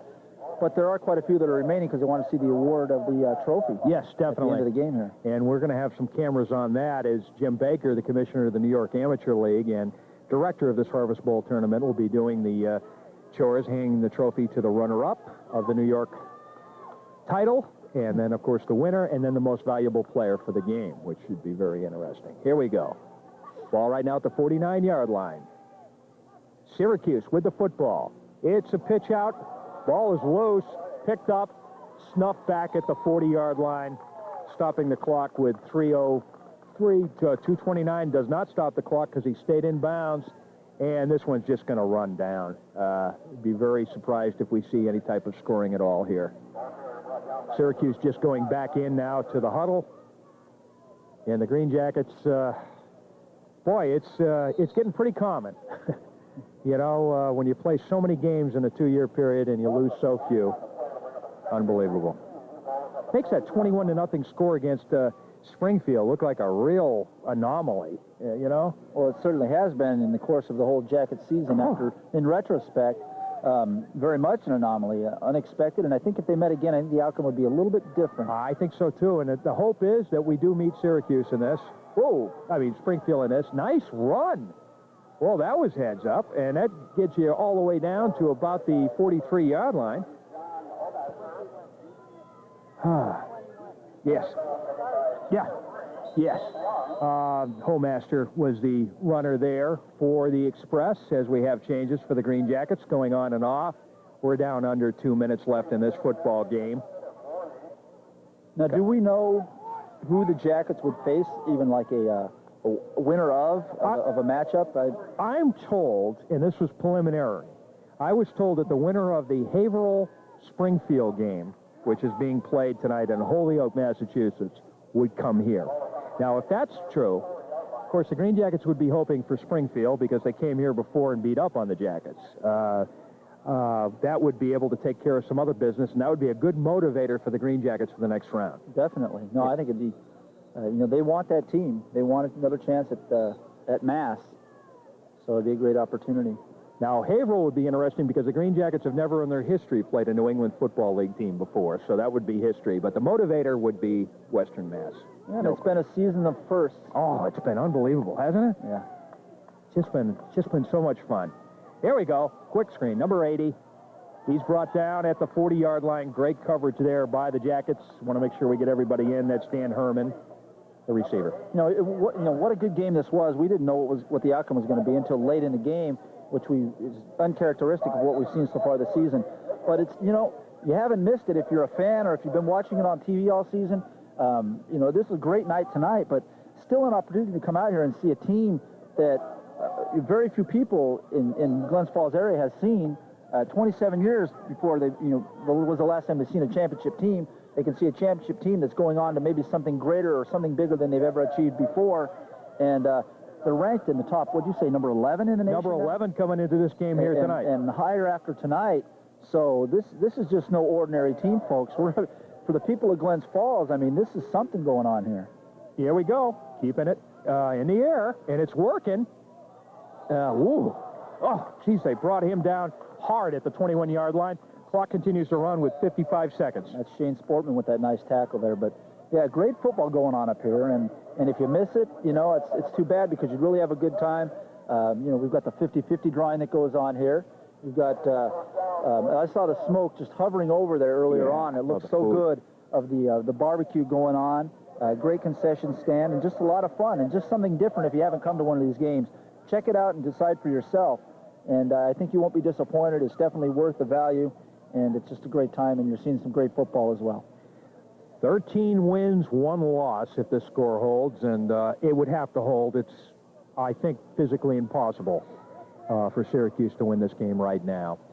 Green Jackets, again, we'll look back on this, and I think for some of the players, they probably don't even realize what a year this has been. It's something that you, over a period of time, look back on and say, wow, that was really something. For some of the players that have been on the team for a few years, like John Gifford and Will Edwards, they understand it. There's no question about it. Even Big Bob Fish, he's got to be on top of the world with this one. We're at 54 seconds, all over but the shouting. 24-6 to score. Green Jackets leading. First round of the Harvest Bowl in the books for the Jackets in just a few seconds here. Springfield, of course, still wanting to score. Long count.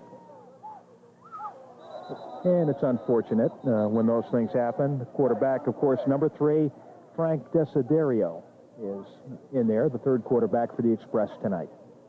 Yeah, this was a fun game tonight. I'll have to say, this was a very good game. I didn't know what to expect to come out of the Express. I knew that there were going to be a challenge. I didn't know how big of a challenge. And wasn't disappointed. It was a great game to be part of, a great game to be here and talk about with you. And as you know, the Green Jackets, as they go, so do we, and they live on, and we do too. And I'm looking forward to next week. Sure. Because this was fun tonight, and I want to have some more fun next week. Yeah, I do too. And we're glad that it's going to be here. And we shall see. We shall see. Here we go. Green Jackets' first ever Harvest Bowl. This is the 7th Harvest Bowl tournament. Oh, come on. Little frustrating. And you know Mike Cronin crew doesn't call a penalty unless it's blatant. And unfortunately, it's blatant. Kind of going out in a whimper again here. Yeah, it's just a little sloppy in what a lot of people call garbage time. So they're just a little jump there on the defensive side, jumping off sides. But no harm, no foul. Nobody's... But I know everybody involved wants to get this game over with, and the Jackets want to celebrate the win and receive their just rewards, which sit on this table over here down below us, and look forward to next week. And well, for the first time, I'll have an opportunity to just talk about the New York Amateur League for a minute. Fielded a team in Montreal this past year called the Titans, as well as the Johnstown team, which has been in the league since its inception in Johnstown, New York. Mohawk Valley, which is Utica, Rome, represented. The Syracuse Express, 2 teams in Rochester, the Monroe County Sting that we saw here, as well as the Rochester Renegades, Hornell Dragons, which is down in the southern tier, kind of the longest trip there, and the Buffalo Gladiators. Buffalo, Monroe, and Syracuse made it to this tournament. The Green Jackets are the only Empire League team in this here tonight. So it kind of gives you an idea. This league, it's done a good job, and technically, the Green Jackets were a member of this league in '97, although it was called the New York League at that time, not the New York Amateur. And is Steve Scott in there on the run this time? He's a wide receiver and a return specialist, but he can run the football. well, he coughed up the ball too, but it fell out of bounds, so they maintained possession. Stops the clock with 40-some, if I can read the glyphics well. Oh, man. Yeah, new scoreboard next year. That's high on the agenda. And, of course, Eastfield will be the home of the Adirondack Golden Eagles of the New York Collegiate Baseball League. Again, kind of a lob into the end zone, overthrown, incomplete, stops the clock with 39.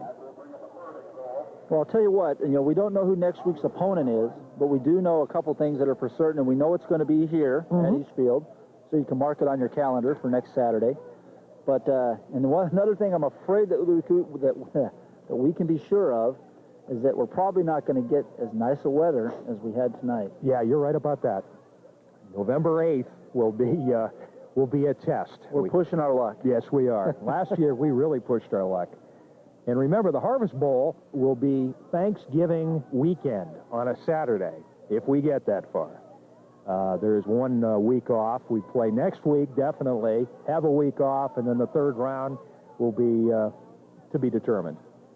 Although more likely here. Here we go. Back, looking, throwing.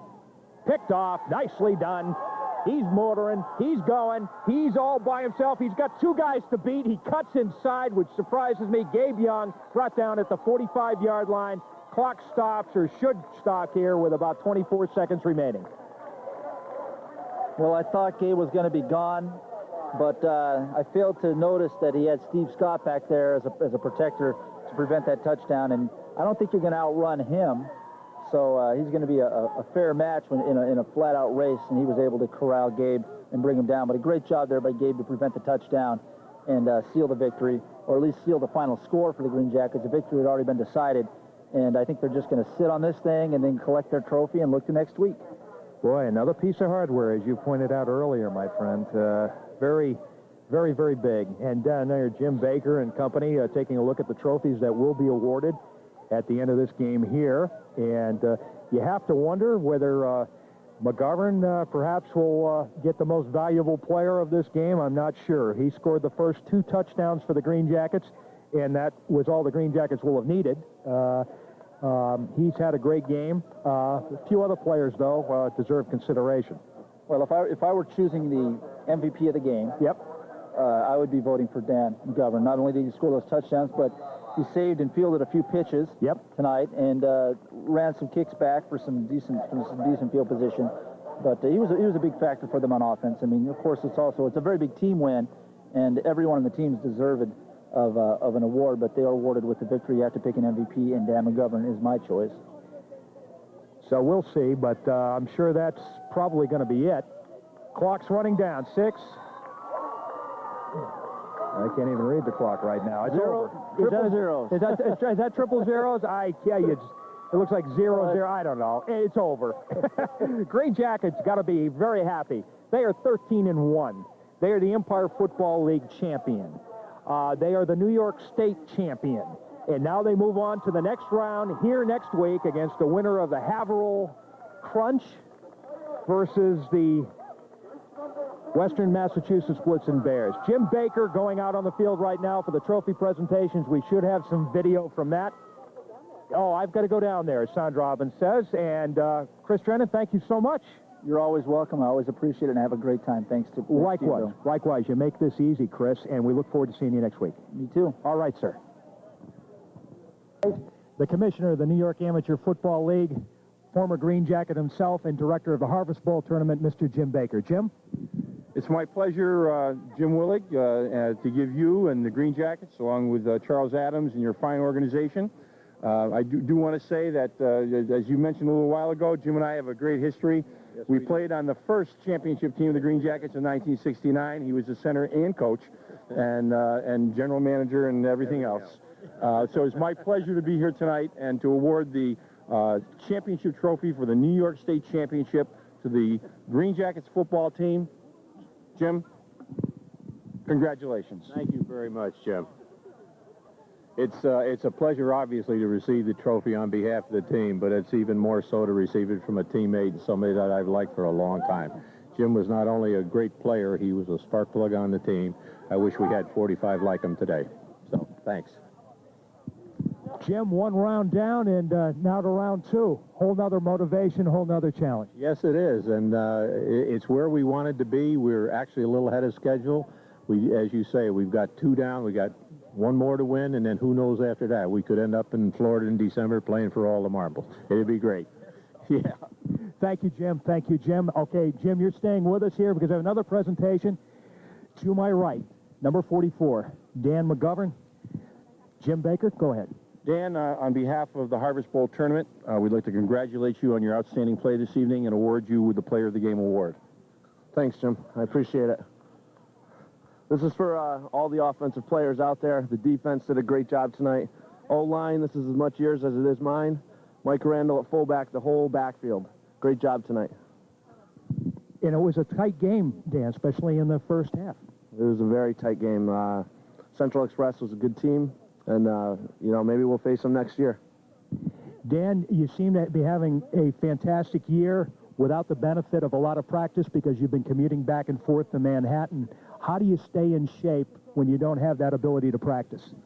I work out every day down there. Unfortunately, I'm not able to make this commute as often as I'd like, but, you just pay your dues every day, and you'll eventually get there.